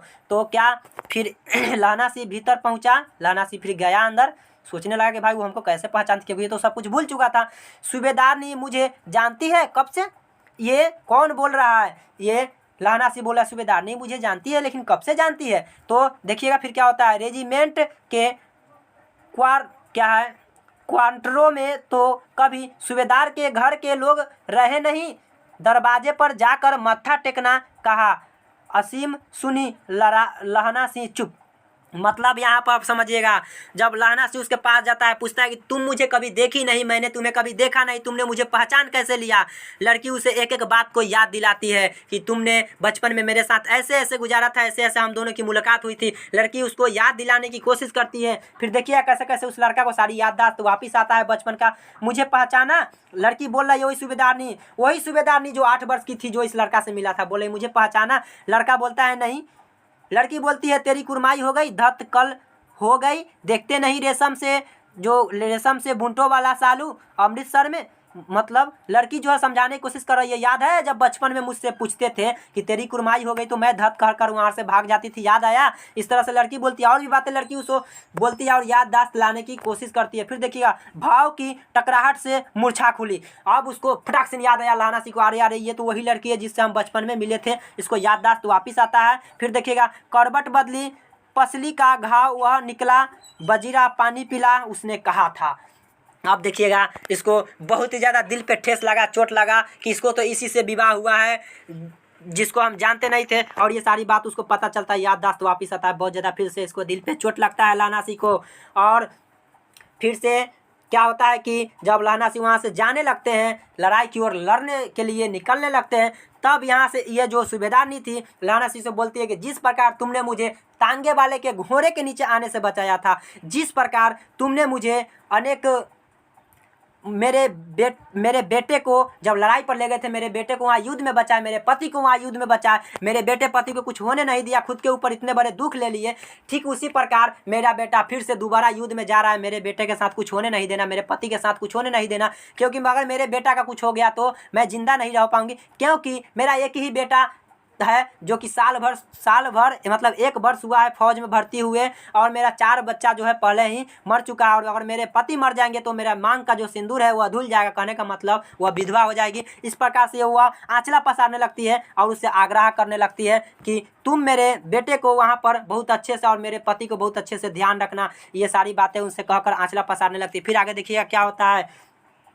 आगे देखिए स्वप्न चल रहा है, सूबेदारनी कह रही है, स्वप्न चल रहा है, सूबेदारनी कर रही है, मैंने तेरे को आते ही पहचान लिया, एक काम कहती हूँ, मेरे तो भाग फूट गए, सरकार ने बहादुरी का किताब दिया है, लायलपुर में ज़मीन दी है, आज नमक कहलाली का मौका आया है, पर सरकार ने हम तीमियों की घघरिया लपटन क्यों ना बना दी, जो मैं भी सूबेदारनी के साथ चली जाती। चलिए बात को मैं समझाता हूँ। बोल रही है कि सरकार ने तो लायलपुर में ज़मीन दिया है, लेकिन जिस प्रकार पुरुषों को यह अधिकार मिला है कि वह फौज में लड़ने जा सकता है, उसी प्रकार सरकार ने औरतों को यह अधिकार क्यों नहीं दिया कि औरत भी फौज में लड़ने जा सकती है, औरत भी लड़ सकती है वहाँ पर जाकर। अगर ऐसा बात रहता तो मैं भी जाती हूँ वहाँ पर फौज में लड़ने के लिए। इस तरह से वो जो सूबेदारनी है लहना सी से बोलती है। देखिए आगे, एक बेटा है फौज में भर्ती हुए, उसे 1 ही वर्ष हुआ है, उसके पीछे 4 हुए पर एक भी जीवित न रहे। बोले एक ही बेटा है, उसके फौज में भर्ती 1 ही वर्ष हुआ है, 1 वर्ष पहले फौज में भर्ती हुआ, उसके पीछे 4 भी हुआ, लेकिन वह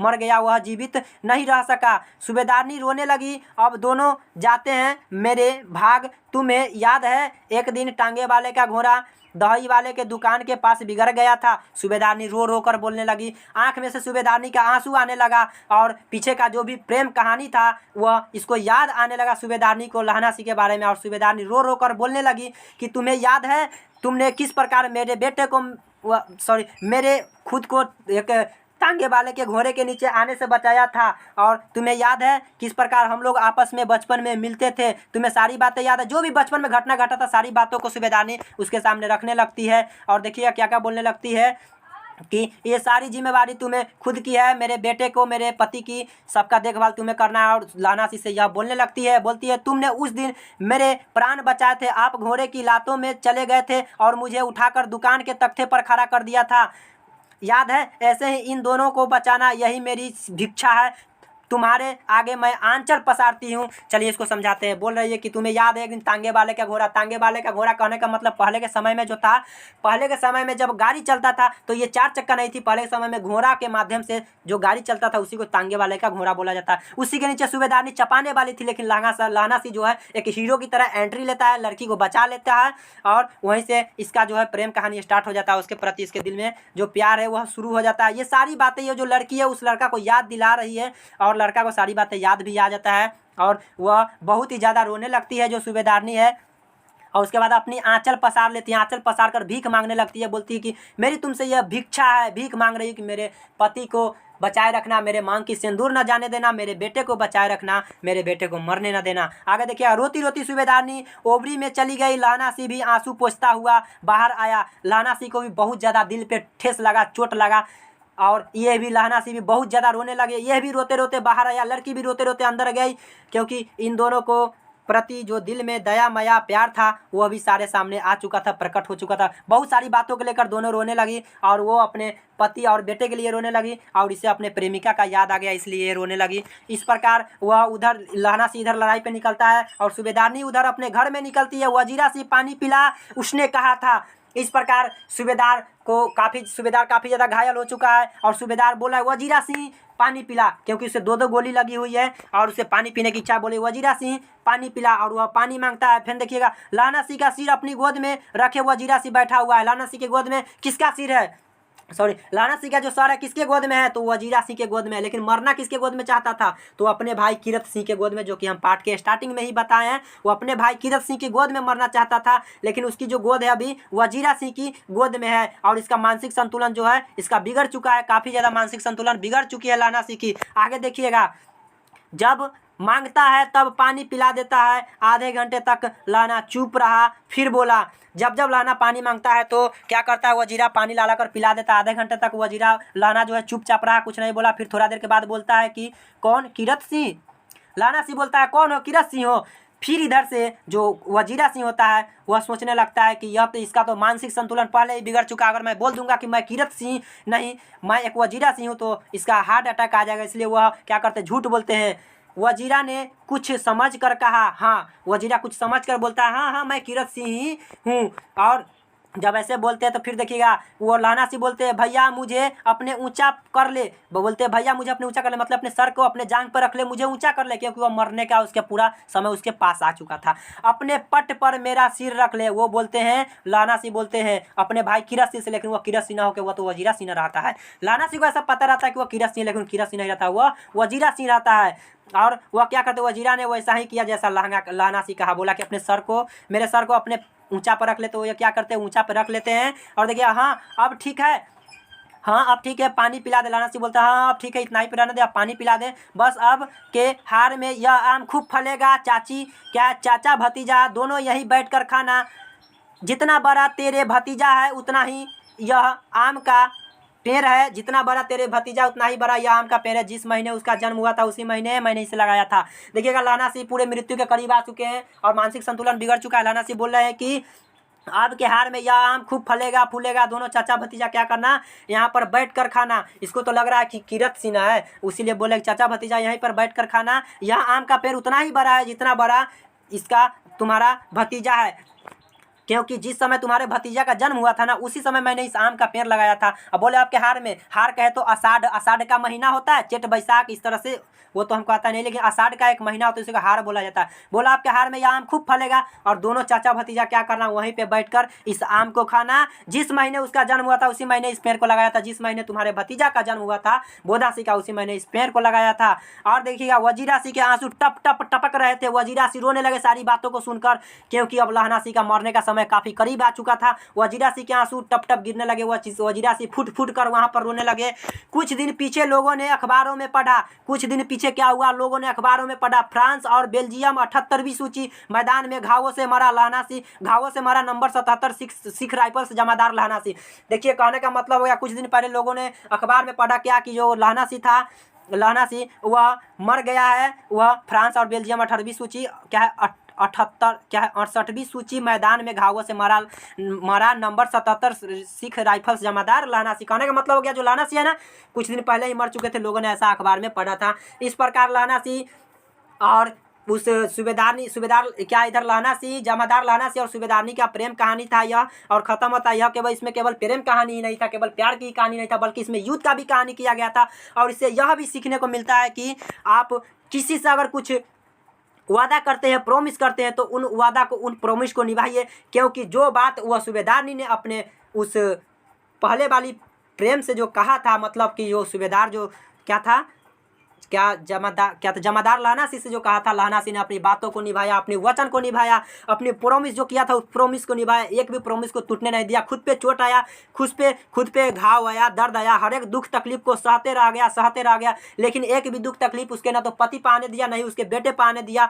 और जो उसने सूबेदारनी ने कहा था उस बातों को इस लहना सिंह ने पूरा किया। इससे प्रतीत होता है कि इस पाठ का शीर्षक जो है उसने कहा था क्यों रखा गया है, क्योंकि सूबेदारनी ने कुछ लहना सिंह से कही थी, इसीलिए, और लहना सिंह ने क्या किया, उस बातों को पूरा किया, इसलिए इस पाठ का शीर्षक जो है उसने कहा था रखा गया। अब यहाँ पर हम बोले हैं उस समय कि अगर यह पता चल जाए कि 4 प्रश्न का उत्तर, तो हम समझ जाएंगे पाठ पूरा समझ में आ गया। 4 पाठ प्रश्न क्या था कि उसने कहा था, भाई किसने कहा था, तो पता चल गया कि सूबेदारनी ने कहा था। और किससे कहा था, तो सूबेदार नहीं, क्या इस लहना सिंह से कहा था। और क्या कहा था, तो मेरे बेटा और मेरे पति की रक्षा करना। और क्या उसने जो उससे कहा था वह पूरा किया, तो हाँ हम बोल सकते हैं पूरी निष्ठा के साथ कि हाँ वह लहना सिंह ने पूरे जिम्मेदारी को निभाया, और एक भी खरोच उस लड़के पे और उसके पति पे नहीं आने दिया, और पूरी तरह से अपनी वादा को निभाया। इस प्रकार से यह पाठ इतना ही पे ख़त्म होता है। अगर आप लोगों को यह पाठ अच्छी लगी है तो क्या करना, इस चैनल को सब्सक्राइब तो कर ही लेना, अगर अच्छा लगा तो लाइक भी कर देना, वीडियो को शेयर कर देना, और हो सके तो ज़्यादा से ज़्यादा शेयर करना अपने दोस्तों के पास, और अच्छा लगे तो प्यारा सा कमेंट कर देना। फिर मिलते हैं इसी पाठ का अगले चैप्टर के साथ। उसमें हम लोग अगले चैप्टर के साथ जब मिलेंगे तो नहीं इसी पाठ का हम लोग प्रश्न उत्तर करेंगे। जब उसमें करेंगे तो अपने ही शब्दों में प्रश्न उत्तर करेंगे, आप लोगों को समझाने की पूरी कोशिश करेंगे, संपूर्ण कोशिश रहेगा समझाने का। आज भर के लिए इतना ही, जब तक के लिए बाय बाय दोस्तों, और जय हिंद जय भारत।